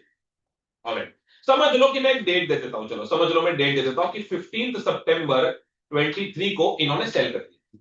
मतलब सिर्फ कितना टाइम तक था ये? 1 अप्रैल से लेकर 15 सितंबर 23। तो as on 31 March, as on 24 ये सब्सिडरी है ही नहीं। ऑलराइट, कितना सेल कर दिया? ऑलराइट, तो 1 अप्रैल 23 से लेकर 15 सितंबर 23 तक इनके पास कितना था? और वहां से लेकर 31 मार्च तक कितना है? 26%. M Limited did not prepare CFS for the financial year 23-24 on the plea that control was only temporary. Do you agree with the view of M Limited? Decide assuming that M Limited is required to prepare its financial statements under Ind AS. Tell me, क्या consolidation बनाना पड़ेगा? Yes or no, sir? Yes, sir. Yes, sir. Yes, sir. मतलब कैसे, कौन सी date तक का बनाओगे? 31 मार्च तक का कि 15 सितंबर? 15 September. मतलब आप मुझे ये बोल रहे हो, correct me if I am wrong, alright, कि 1 अप्रैल 23 से लेकर 15 सितंबर का एक सीएफएस बनाओगे? Yes Yes, sir. Yes yes, हाँ यस यस। कुछ लोग ऐसे सोच रहे हैं कैसे बनेगा ये, इनको बहुत प्रॉब्लम नहीं होगा? मेरे को तो 6-10 का ट्रेन पकड़ना यार, आर्टिकलशिप वाले मोड में क्यों आ गए? अरे बनाना पड़ेगा। अरे और तुमको थोड़ी मैं उधर सीएफएस बनाने बोल रहा हूँ, इतना लोड में आ गए। बोलो तो सही कि बनाना पड़ेगा। कुछ लोग यस बोले फिर अचानक से नो बोल दिए। नो की तरफ जा ही रहे थे बिकॉज एग्जाम में पता ना एक बेंच पे एक जन क्यों बैठता है, बिकॉज 2 जन जाते हैं, आप और आपका बूथ। आप सही होते हो, हमेशा आप सही होते हो। 2 जन पूरे बेंच में एक जन इसलिए तो है, बाजू में आपके आपका बैठी है, वो आपकी अल्टर पर्सनालिटी है, वो आपको बोल रही है कि 5 सेकंड में तुझे कैसे क्लिक हो गया, तुझे तो 5 अटेम्प्ट लगे। तो तुझे कंफ्यूजन होना ही चाहिए, तू डिप्रेशन में क्यों नहीं आया? तो भाई थोड़ा पढ़ के गए हो तो चीजें क्लिक होगी, डोंट वरी अबाउट इट, और फर्स्ट इंस्टिंक्ट से ही जाओ। ऑलराइट, पता है ना, फिर पहली वाली गर्लफ्रेंड याद आती है। So everyone over here. So we are clear with this point कि कंसोलिडेशन करना पड़ेगा। ऑलराइट, कंसोलिडेशन करना पड़ेगा। ओके, वापस there is no exemption for temporary control. Okay, एक और X Limited is an investment company preparing its financial statements in accordance with Ind AS. The company obtains funds from various investors and commits its performance for fair return and capital appreciation to its investors. During the year ended 31st March 2000, ये देखो ना, देखो देखो अभी तो चालू हो गया, इन्वेस्टमेंट एंटिटी चालू हो गया. Funds from various investors commits its performance for fair return and capital appreciation. During the year ended 31st March 2023, H Limited acquired the following investments: 60% of company A, 50% of company B, and 50% of company C. ले इसमें subsidiary कौन सी हुई? हाँ, company A. H Limited does not have controlling interest in any of these companies. All right. Management seeks your advice on the consolidation of these investments under Companies Act 2013, which contains no exclusion from consolidation. क्या बोला? Which contains No, it's सुनो, पहले question समझो, वो लोग क्या बोल रहे हैं कि आपका जो सेक्शन 129 है, आप देखो ना, ये तीनों एक दूसरे से लड़ रहे हैं. 129 के अंदर जो एग्जेम्पशन है, कौन सा एग्जेम्पशन है? Intermediate holding. वो AS 21 में नहीं है. अच्छा, AS 21 में जो है 129 में नहीं, और इंड AS में जो है ऑलराइट वो भी 129 में है नहीं. तो वो लोग क्या बोल रहे हैं कि इंड AS के हिसाब से शायद इसको एग्जेम्पशन मिलेगा, पर ये कंपनी है ना, company also has to follow. तो लोग बोल रहे हैं अगर कंपनीज एक्ट में इन्वेस्टमेंट एंटिटी का कोई भी एग्जेम्पशन नहीं है, तो क्या फिर भी आप एग्जेम्पशन प्रोवाइड करोगे? यस और नो सर? यस. एक मिनट, आप इंड AS जो सीखे हो उसमें अगर कुछ चीजें एग्जेम्प्टेड है, और इंड AS बनता तो कंपनी का ही है. ऑलराइट, तो कंपनीज एक्ट में अलग से थोड़ी लिखेंगे एग्जेम्प्टेड है. इनफैक्ट कंपनीज एक्ट में क्या लिखते हैं? सेक्शन 133 ऑफ कंपनीज एक्ट के अंदर इंड AS को नोटिफाई कर देते हैं. तो इंड AS को जो पावर मिलता है वो भी तो कंपनीज एक्ट से ही मिल रहा है. यस और no sir? So tell me, अगर इंड AS में कोई एग्जेम्पशन है जो कंपनीज एक्ट में नहीं है, then will you give that exemption? Yes or no sir? Yes, because Ind AS are notified under section 133 of Companies Act 2013. So even Ind AS is deriving the authority from Companies Act. I want a confirmation. Are you clear with this? Yes, sir. Yes. All right. आगे देखते हैं question. Analyze the issues involved and give your views. तो पहले तो आपको view क्या देना पड़ेगा? As per Ind AS 110. मैं बीच में 10 सेकंड कुछ नहीं बोलूंगा, बिकॉज क्या फेफड़े वरना बाहर. ऑलराइट, तो आपको बोलना पड़ेगा investment entity need not consolidate subsidiaries measured at fair value. Alright. If H Limited qualifies as investment entity, जो which it qualifies, investment entity है वो. Alright, then consolidation is not required. If it is not an investment entity, then consolidation is required. एक line पढ़ाता हूं, जो line मुझे WhatsApp doubt solving में maximum बच्चे पूछ रहे हैं. Alright, everyone over here. ये मेरी डिस्क्रिप्टिव बुक से लाइन है, पर ये लाइन हर एक सजेस्ट आंसर में, इसलिए मैं आपको दिखा रहा हूं.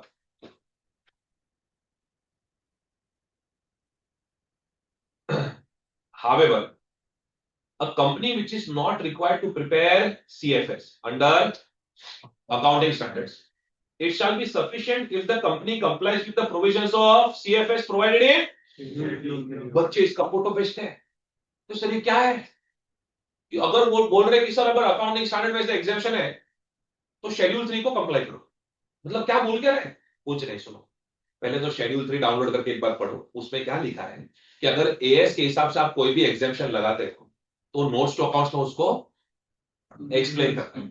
इसका मतलब मेरी बात सुनो, ये H लिमिटेड अब इन्वेस्टमेंट एंटिटी वाला एग्जेम्पशन लगाएगा? यस और नो सर?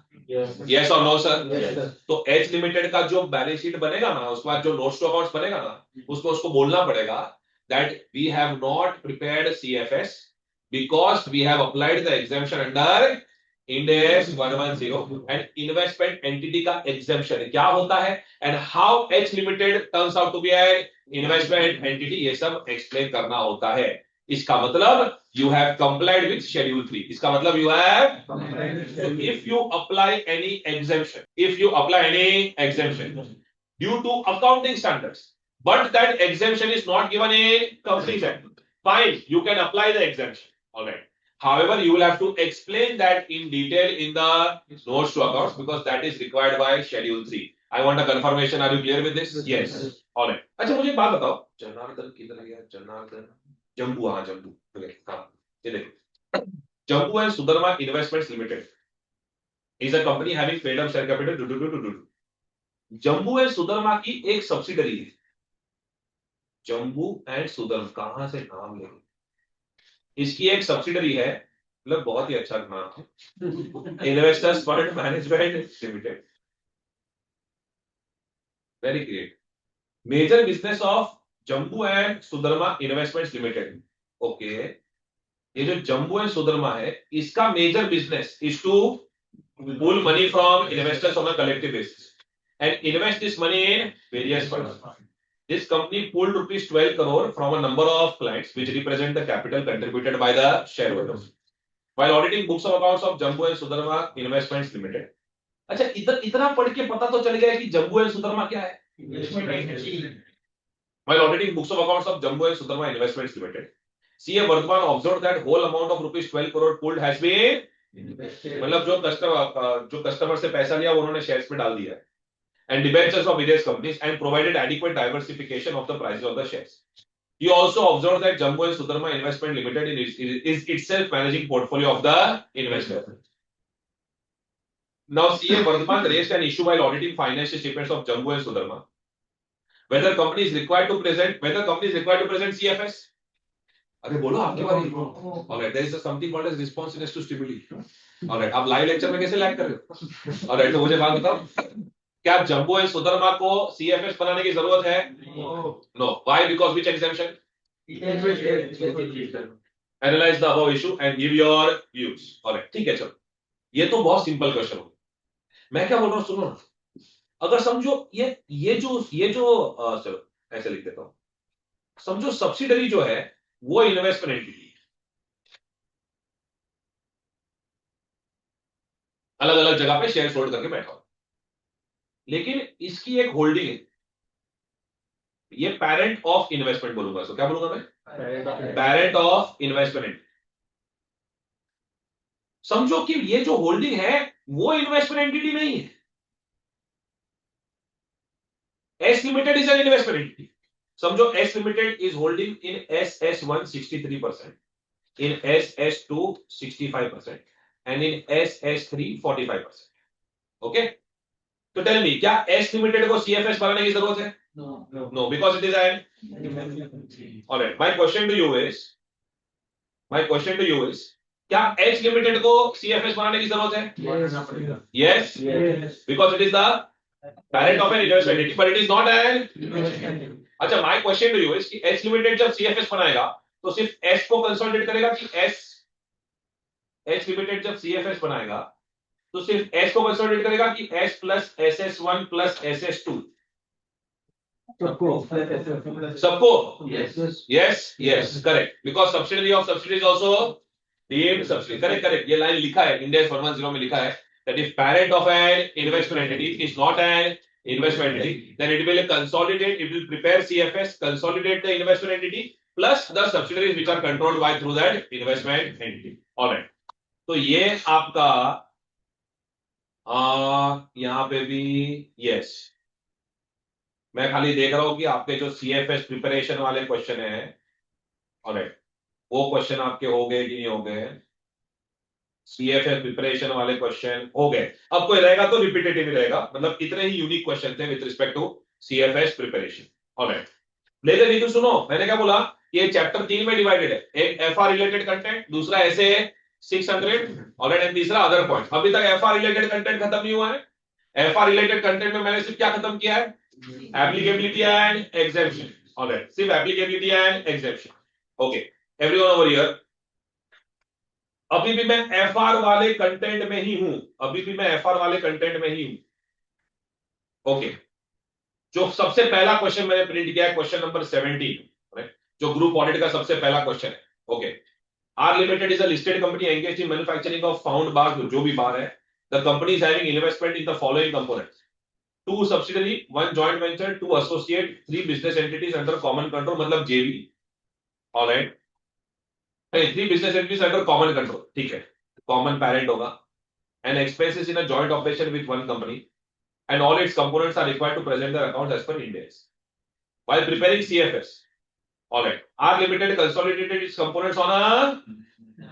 मुझे बात बताओ, सब्सिडरी वाला जो कंसोलिडेशन है वो लाइन बाय लाइन बेसिस पे होता है.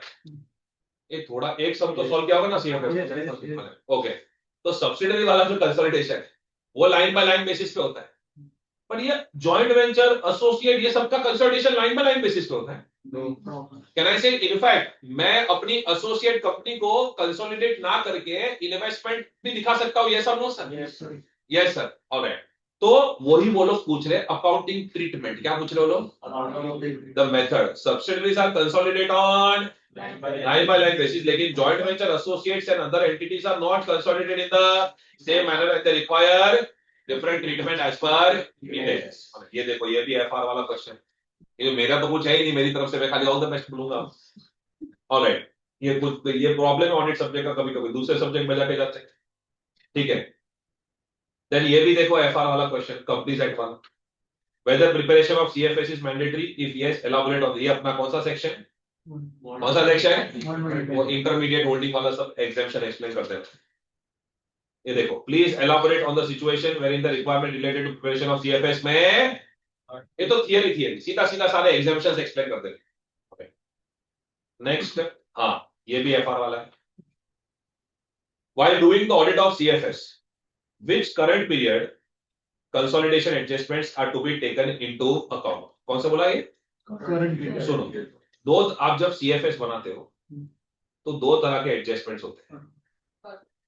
हाँ, पर परमानेंट क्या होता है? एक आपके one time adjustment, one time adjustment जब फर्स्ट टाइम सीएफएस बनता है, या तो जब चेंज इन शेयर होल्डिंग होता है। Tell me, first time CFS and change in share holding में कौन से एडजस्टमेंट होते हैं? तो अपना goodwill, capital reserve, alright, okay. And बाकी जो रिकरिंग एडजस्टमेंट्स होते हैं, कौन से एडजस्टमेंट जो हर साल करते हो, वो एलिमिनेशन ऑफ इंट्रा ग्रुप इंडेंटेडनेस वगैरह, जो हर साल लाइन बाय लाइन कंसोलिडेशन करते हो, ऑलराइट, वो आपके सारे कौन से होंगे? Current period. तो ये उनका सालों से, मैं जब स्टूडेंट था, मैं पिछले 10 साल के क्वेश्चन पढ़ के आता था, और तब से ये चल रहा है, 12 साल तो मेरे को हो गए पढ़ाते पढ़ाते, और ये चल ही रहा है, ये सबसे फेवरेट है इनका। ऑलराइट, सो करंट पीरियड है, परमानेंट कंसोलिडेशन एडजस्टमेंट्स, ऑलराइट। तो ये इनका जो पूरा लाइन, जो इनके अलग अलग एडजस्टमेंट्स के एग्जांपल है, और एमसीक्यू आ सकता है। ये एडजस्टमेंट एक एक में रीड नहीं करूंगा, वो आप एफआर का अगर एक सम भी सॉल्व करोगे, सिर्फ एक सम, ऑलराइट, तो भी सारे एडजस्टमेंट्स क्लिक हो जाते हैं इसमें। ऑलराइट, करंट पीरियड है, परमानेंट एडजस्टमेंट। ये देखो क्वेश्चन 22 में भी है, परमानेंट कंसोलिडेशन एडजस्टमेंट। ओके, मैं इस वक्त सिर्फ एफआर रिलेटेड कंटेंट दिखा रहा हूं और कुछ नहीं दिखा रहा हूं, सिर्फ एफआर रिलेटेड कंटेंट दिखा रहा हूं, ताकि क्या थोड़ा आपको भी क्लैरिटी है कि क्या क्या करना है। हाँ ये देखो, एक एफआर वाला किधर गया, मस्त लाइन है, ये तो रिपीट हो रहा है। ABC Limited holds 51% equity of BBBB Limited, 63% equity of TTT Jewel. There are different information and explanation which are disclosed by the respective companies in the notes to their financial statements. At the time of consolidation, management of ABC Limited has consolidated all information and explanation disclosed in the notes as well.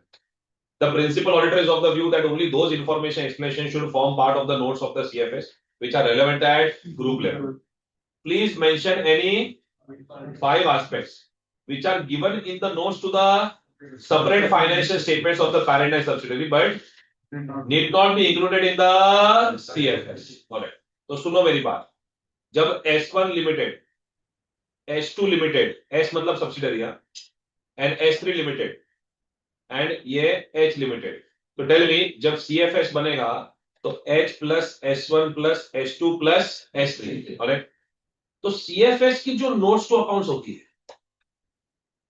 उसमें तो वही चीजें आनी चाहिए जो group level के लिए important है, ऑलराइट। तो वो लोग बोल रहे कुछ ऐसे एग्जांपल दो जो H लिमिटेड के स्टैंड अलोन फाइनेंशियल स्टेटमेंट्स में होगा, जो S1 के स्टैंड अलोन फाइनेंशियल स्टेटमेंट्स में होगा। मत मत मत भाई मत, ओए सितंबर गया अभी नवंबर, और ऐसे रहते S2 लिमिटेड के स्टैंड अलोन फाइनेंशियल स्टेटमेंट्स में होगा, S3 लिमिटेड के, यानी जो स्टैंड अलोन फाइनेंशियल स्टेटमेंट्स में होगा पर कंसोलिडेटेड में। One more time read the question. ऐसी कोई 5 चीजें बताओ which are covered in the notes to the separate financial statements but it need not be included in the consolidated financial statements। ऐसी कोई 5 चीजें बताओ, alright, that is what they are trying to say। okay, now everyone over here, मैंने देखो 5 चीजें लिख दी है, alright, मैं तो बोलता हूं कोई 2 या 3 बाय ऐड करो, ओके, पर इसमें मैं आपको ज्यादा कुछ नहीं बोल सकता, आपका एफआर रिलेटेड कंटेंट ही है, पर मुझे खाली आपको एक चीज दिखानी थी कि ऐसा कुछ है मेरी नोट्स में, जो आपके एग्जाम में आ सकता है, ये आता ही रहता है, प्रीवियस ईयर क्वेश्चन में भी आया, एमटीपी में भी आया, सब जगह है। देन नेक्स्ट, हाँ, ये मेरा एफआर रिलेटेड कंटेंट आपको बता के हो गया, जितना भी एफआर रिलेटेड कंटेंट था। कितना है एफआर रिलेटेड कंटेंट? एक एप्लीकेबिलिटी एंड एक्सेप्शन, ऑलराइट। दूसरा permanent and current period adjustment model, एक एप्लीकेबिलिटी एंड एक्सेप्शन। दूसरा परमानेंट एंड करंट पीरियड। तीसरा मेथड ऑफ कंसोलिडेशन, बोलो लाइन बाय लाइन करना है, करेक्ट। एंड चौथा the notes which are there in the stand alone financial statements but which are not required in consolidated financial statements, alright. अब मैं क्या करूंगा, अब मैं लाइन से चीजें खत्म कर दूंगा, ओके, बिकॉज अब जितना भी है वो सारा ऑडिट वाला कंटेंट, पर ये जो एफआर वाला कंटेंट था उसमें से बहुत ज्यादा चांस है यहाँ पे आने, okay. CAH was appointed as the statutory auditor of XML Limited, a listed company, which has 3 subsidiaries, namely M Limited, N Limited, and N Limited, and also 15 branches across India. The auditors are duly appointed for all the subsidiaries and branches. What should be the considerations of CAH regarding determination of materiality? सुनो, मैं हूं principal auditor और आप लोग सब समझ लो आप हो अदर ऑडिटर। मैं कौन हूं? प्रिंसिपल ऑडिटर, और आप लोग सब अदर ऑडिटर, ओके। अब यार आप अपना अपना फाइनेंशियल स्टेटमेंट्स ऑडिट कर रहे हैं, तो मैं आपको मटेरियलिटी कैलकुलेट करके दिखाऊंगा कि भाई सुनो, मेरा जो कंसोलिडेटेड फाइनेंशियल स्टेटमेंट्स, उसके लिए मुझे डिसाइड करना पड़ेगा कौन सा component material. Very simple, alright. अगर समझो 10 लाख, 10 लाख, 100 लाख, 200 लाख, 300 लाख, 3, 2, 500, 600, 610 लाख का ग्रुप है, ऑलराइट। तो समझो ये 610 लाख का ग्रुप है, प्लस समझो 390 लाख का होल्डिंग कंपनी का, तो समझो अगर 1000 लाख, 1000 लाख का अगर ग्रुप है पूरा, तो मुझे मेरा 1% ऑफ 1000 लाख कितना होगा? अरे 1% ऑफ 1000 लाख 10 लाख, तो ये वाला कंपोनेंट तो मेरे लिए है, मटेरियल ही नहीं। समझो इसके यहाँ पे अगर 50,000 का भी एरर होगा, वो बोलेगा मटेरियल, लेकिन मेरे लिए ना पॉइंट। तो ऐसा मुझे CFS लेवल पे एक मटेरियलिटी कैलकुलेट करके सारे अदर ऑडिटर्स को बताना पड़ेगा। अबे everyone over here, what should be the consideration of CAH regarding determination of materiality during the audit of CFS?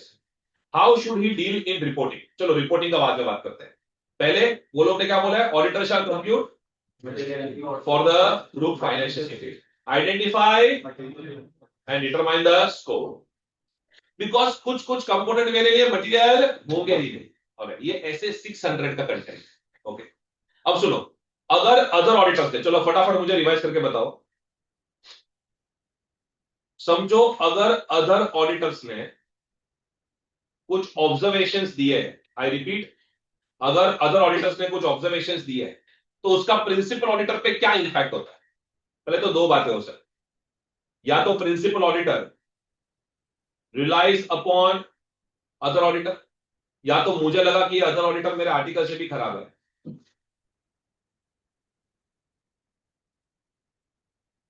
And principal auditor does not rely upon other auditor. अगर मैं other auditor पे भरोसा कर ही नहीं रहा हूं, ऑलराइट, अगर मैं अदर ऑडिटर पे भरोसा कर ही नहीं रहा हूं, तो फिर मुझे जाके ऑडिट करना, then principal auditor shall audit. But tell me, can I say there can be practical limitations over here? Yes or no, sir? Yes. All right. अगर practical limitations है, and let us say I am unable to audit, अरे यार ये तो दो problem हो गए यार, एक तो मैं उसके ऊपर भरोसा भी नहीं कर पा रहा हूं, और मैं खुद ऑडिट भी नहीं कर पा रहा हूं। Alright, if I am unable to audit, then in that case क्या होगा? हाँ बराबर, limitation on scope of audit, alright, sufficient and appropriate audit evidence not available, impact on opinion क्या आएगा? Depends on possible. Either qualified or disclaimer. Direct disclaimer मत बोलो भाई, alright, वो कंपोनेंट है, वो तुम्हारा बाप नहीं है, ऑलराइट। सो क्वालिफाइड और डिस्क्लेमर, पापा को कुछ हुआ तो बहुत बड़ी चीज होगी, इसलिए बोला था। आज तो क्या रफ लैंग्वेज यूज करूंगा, तो एग्जाम नजदीक आता है तो अनफिल्टर्ड बोलना पड़ता है, ऑलराइट। और बाकी एग्जाम जिसका दूर दूर रहता है, 2 साल बाद के बच्चे होते हैं, उनको बोलते हैं बेटा you are very good, so everyone over here, तो sufficient and appropriate audit evidence is, अभी क्या आपकी जवानी निकल रही तो थोड़ा जल्दी करते हैं, और sufficient and appropriate audit evidence is not available, तो क्या बोलने का, क्वालिफाइड और डिस्प्ले। मैंने ऐसा क्यों मैंने अनमॉडिफाइड क्यों नहीं लिखा? कुछ बच्चे मुझे यहाँ पे डाउट पूछते हैं कि सर अगर इमटेरियल रहेगा तो, अगर इमटेरियल रहेगा तो मैं इतना मगजमारी करूंगा ही। Understood this? Okay, seven over year material तो है, इसलिए क्वालिफाइड और डिस्क्लेमर। बाकी मेरा रिवीजन देख सकते हो ऑडिट ओपिनियन का, उसमें से आपको पता चल जाए। अब सुनो, अगर principal auditor relies upon other auditor, तो एक कंपलसरी डिस्क्लोजर देना है आपको, एक कंपलसरी डिस्क्लोजर देना है कि कितने नंबर ऑफ कंपोनेंट्स थे, कितना टर्नओवर था जो आपने ऑडिट नहीं किया, जो किसी और ने ऑडिट किया है, for which you have relied upon the work. ये डिस्क्लोजर कौन से पैराग्राफ पे देना है? अदर मैटर पैराग्राफ, बिकॉज कोई भी ऑडिटिंग क्लैरिफिकेशन का पैराग्राफ होता है, कौन सा पैराग्राफ होता है? Other matter paragraph. Alright, then अगर समझो कि अदर ऑडिटर ने कुछ ऑब्जर्वेशन दिया, बट डोंट वरी, मैं उसके ऊपर रिलाई कर रहा हूं। Alright, and if it is N component material है, पर अदर ऑडिटर का जो ऑब्जर्वेशन है वो, तो आई टेल मी, अगर इमटेरियल ऑब्जर्वेशन होगा, भले अदर ऑडिटर ने मॉडिफाई किया है अपना opinion, am I supposed to modify my opinion? No sir. Why? Because it is an immaterial observation. So can I say principal auditor will decide about modifying the opinion based upon the materiality calculated by the principal auditor? Yes or no sir? Yes sir. And मेरा सिर्फ एक सवाल है कि जितने भी ऐसे immaterial observations है, डोंट यू थिंक कि प्रिंसिपल ऑडिटर को अपनी रिपोर्ट में कहीं उसे लिख देना चाहिए? यस और नो सर? ऐसा कुछ नहीं है, एग्जाम में जाके कंटेंट क्रिएट करके बता कि कहीं तो लिखना चाहिए, बुरा नहीं लगेगा अदर ऑडिटर को। देयर शुड बी इक्विटेबल, ऐसा कुछ नहीं। और इमटेरियल तो कहीं पे लिखने की जरूरत नहीं। ओके, सेवरियन ओवर हियर, ये मैं ऐसे खाली पता रहा था आपको कि आप कुछ एक्स्ट्रा लिख के आते हो। तो how should he deal in reporting if there are observations, वो पूरा बता दिया मैंने, how should he deal in reporting. ये ऐसे 600 का है। नेक्स्ट ये हो गया, ये हो गया, ये हो गया, done done done done done done done. Alright, A Limited holds ownership of 10% of voting power and control over composition of board of directors. While planning the statutory audit of A Limited, what factors would be considered by you as the for audit of its CFS? मैं क्या बोल रहा हूँ, समझो कुछ भी नहीं आ रहा है, वो लोगों ने बोला प्लानिंग, प्लानिंग में हम क्या कंसिडर करते हैं? कुछ भी फेंको ना, understanding the entity, evaluating the accounting system, internal control. अब ये CFS है, obtain knowledge of the components, the business at the components, हो गया, 2 मार्क मिल जाएगा। और यही कंटेंट है। अब ऐसे फालतू क्वेश्चन, आई मीन ऐसे थियरी क्वेश्चंस को, alright, I can not ask you to by heart, alright, तो फिर मैं इसलिए मैंने बोला जाने दो इसको, ऑलराइट, जितना ऑन द स्पॉट लिख पाओ उतना बेटर। ओके, नेक्स्ट, ये बहुत ही ज्यादा फेवरेट है। You are appointed as an auditor of Nawab limited which has number of subsidiaries.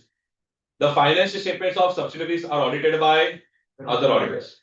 How will you draft the report in case when parent auditor is also the auditor of the company? अगर मैं ही parent का auditor हूं and मैं ही component का auditor हूं, तो क्या? तो कुछ नहीं, अगर मैं रिपोर्ट ड्राफ्टिंग कर देगा as per SA 706, मुझे किसी और का काम तो यूज ही नहीं करना है, और मैं रिपोर्ट में ये तो नहीं लिखूंगा कि मैंने मेरा काम यूज किया। There is nothing over there. Alright, कुछ है ही नहीं कंटेंट उसमें, खाली बोल देने का that report should be drafted as per SA 706. Alright. Next, when parent auditor is not auditor of all its components, इधर कौन सा ऐसे आ जाएगा? SA 600, वो जो मैंने अभी आपको बताया, alright, वो चीजें आप लिख के आ जाओ। alright. Okay. Next, when component auditor reports on financial statements under an accounting framework, भाई साहब ये थोड़ा समझना जरूरी है, एवरीवन ओवर हियर। समझो इंडिया की होल्डिंग है, इंडिया में होल्डिंग कंपनी है एंड यूएस में सब्सिडरी है, जिस हिसाब से यूएस जा रहा है वहां पे सब्सिडरी बची। ऑलराइट, चलिए ओवर हियर, यूएस में सब्सिडरी। ओके, अब ये यूएस की जो सब्सिडरी है वो जब फाइनेंशियल स्टेटमेंट्स बनाएगी तो ना 2 अप्रोच यूज कर सकते हैं। एक कि वो यूएस गैप के हिसाब से बनाएगा, गैप समझ में आता है ना, generally accepted accounting principle, US gap के हिसाब से बनाएगा, प्लस एक कन्वर्जन एडजस्टमेंट का एक स्टेटमेंट बनाएगा, इंडिया के फाइनेंशियल्स के हिसाब से कन्वर्ट करने के लिए क्या बनेगा? Conversion adjustment. और या तो एक काम कर सकते हैं वो लोग ना, 2 सेट ही बनाएंगे, सीधा 2 ही सेट मेंटेन करेंगे, एक यूएस गैप के हिसाब से और दूसरा, मतलब हर एक जनरल एंट्री का डायरेक्ट दो फाइनेंशियल्स पे बना देंगे, एक यूएस गैप के हिसाब से, दूसरा इंडियन गैप के हिसाब से। ऑलराइट, अगर समझो वो लोग US GAAP plus conversion adjustments ऐसा कर, क्या कर रहे हैं, US GAAP plus conversion adjustments. Alright, तो ये कन्वर्जन एडजस्टमेंट्स कौन ऑडिट करेगा, प्रिंसिपल ऑडिटर के other auditor? Alright, normally this will be audited by principal auditor. पर समझो अगर दो सेट बना रहे, एक यूएस गैप, दूसरा ऑलराइट, तो ये उनका लोकल ऑडिटर ऑडिट कर सकता है, प्रोवाइडेड उनके पास वो नॉलेज हो। Alright, Donald Trump school of university से ना, तो वहां का लोकल ऑडिटर ऑडिट कर सकता है। I want a confirmation, are you clear with this? Yes. तो सुनो, वही वो लोग बोल रहे थे कि कैसे डील करोगे when financial statements are under an, बोलो बोलो, accounting framework different than that of, ठीक तो रहा है? Alright, next, when component auditor reports under an auditing framework different than that of parent. Alright, gap का फुल फॉर्म क्या है? Generally acceptable accounting principle. ऐसा ना गैस क्यों होता है, इतना फेमस नहीं है, और खाली पापा के पेट में होता है। और तो जनरली एक्सेप्टेबल ऑडिटिंग स्टैंडर्ड, बोलो generally acceptable auditing standard. Okay, तो ये जो हमारा इंडियन गैस है, ओके, उसके हिसाब से प्रिंसिपल ऑडिटर ऑडिट कर रहा है। समझो जापान में एक सब्सिडरी है, जापान का अपना गैस है, जापानीज गैस। तो अगर ये दोनों गैस के बीच में डिफरेंस है, देन इन दैट केस अपने को एक चेकलिस्ट बनाना पड़ेगा कि भाई तुमने भले 5 चीजें देखी हो। जापान के जो ऑडिटिंग स्टैंडर्ड्स है ना, वो थोड़ा सेल्फ अटेस्टेशन पे ज्यादा है, बिकॉज वहां पे अपने जैसे चोर लोग नहीं, तो थोड़ा सेल्फ अटेस्टेशन के ऊपर थोड़ा ज्यादा बिलीव करते हैं। अपने ऑडिटिंग स्टैंडर्ड्स ऑलमोस्ट फॉरेंसिक जैसे भी होने लगे। सो दोनों में डिफरेंस है थोड़ा। ऑलराइट, तो समझो जापान के जो ऑडिटिंग स्टैंडर्ड्स है उसके हिसाब से सब्सिडरी का ऑडिटर ऑडिट किया होगा। अब मैं तो चाहता हूं कि ऑडिट किसके हिसाब से होना चाहिए एज पर, तो मैं एक चेकलिस्ट बना के दूंगा। वो डिपेंड करेगा वेदर प्रिंसिपल ऑडिटर और अदर ऑडिटर, तो जिसके कॉन्ट्रैक्ट में लिखा होगा वो ऑडिट करेगा। बट ये भी एक फैक्टर है, when component auditor reports under an different than that of parent. Alright, समझो युगांडा में सब्सिडरी है, पता है ना कंट्री है। ऑलराइट, सबसे पीसफुल अभी वही लग रहा है।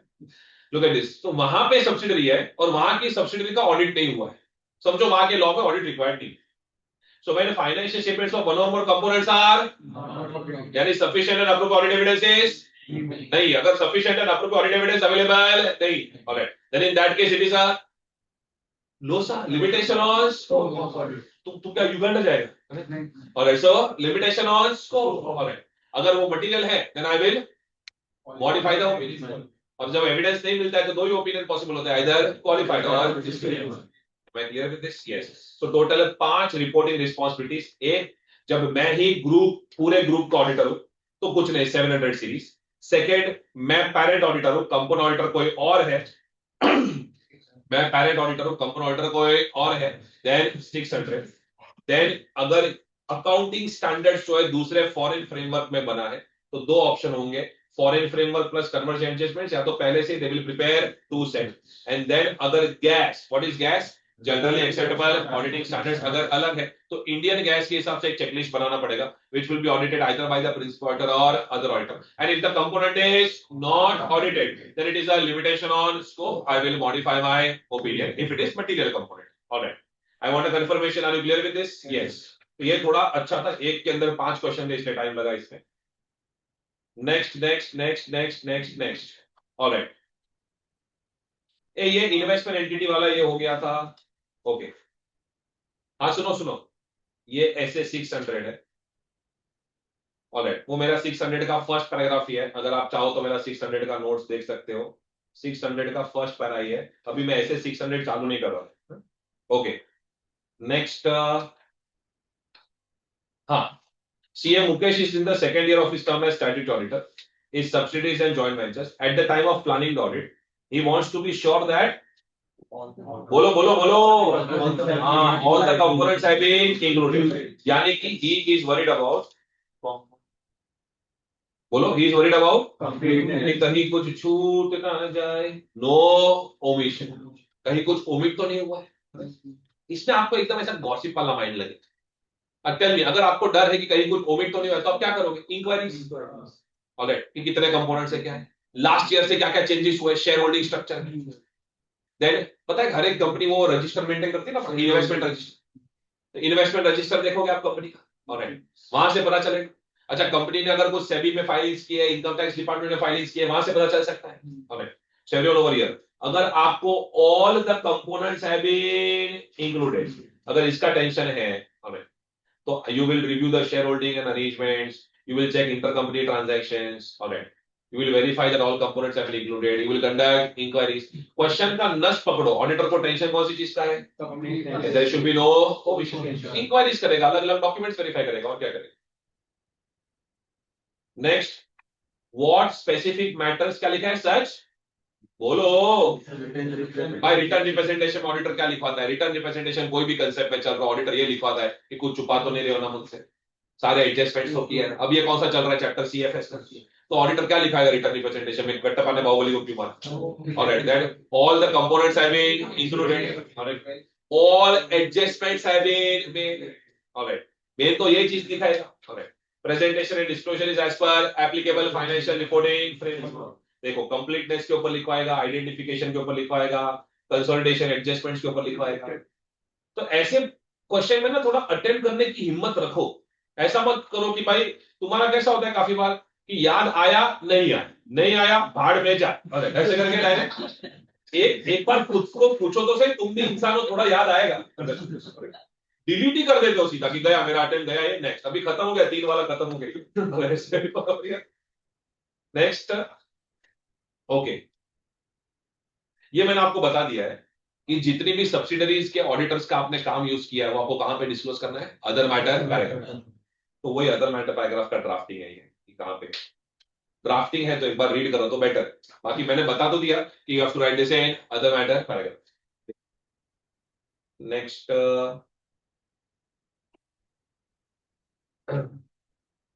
ये वापस principal auditor and other auditor, other auditor ने जो ऑब्जर्वेशन दिए अगर वो इमटेरियल है तो मुझे कंसीडर करने की जरूरत नहीं, ऑलराइट। नेक्स्ट, हाँ ये रिपीट हो गया है ऐसे 600 का फर्स्ट पॉइंट, 2-3 बार आया है ये। अगर आप मेरा 600 का रिवीजन लेक्चर देखोगे इसका कोड वर्ड के साथ सब कुछ है, इसलिए मैंने लिख के रखा है 600 का फर्स्ट पॉइंट, क्योंकि मैं 600 अभी चालू नहीं कर सकता, हम लोग पूरा ऑफ ट्रैक हो जाएगा। Next, alright, done. So that is it with respect to the topic of group audit, alright? तो मैंने आपको जैसे क्लियरली बताया, पहले अपना रिलेटेड कंटेंट स्ट्रॉन्ग रखो, ऐसे 600 का चाहिए, मैंने थोड़ा थोड़ा बता दिया, अगर आपको चाहिए तो रिवीजन लेक्चर मेरा देख लो। बाकी थोड़े बहुत दूसरे सन्ड्री क्वेश्चंस थे, वो आए तो आए, नहीं आए तो नहीं आए, correct, this something like that, but FR related content है वो स्ट्रॉन्ग रखो। बाकी सारे क्वेश्चंस में आपको 2-3 मार्क तो आ ही सकता है, एफआर रिलेटेड कंटेंट में क्या, या तो 5 आएगा तो 0 आएगा, राइट, तो उसको थोड़ा आप स्ट्रॉन्ग रखो, alright. So we are done with now group audit chapter, we will start with bank audit।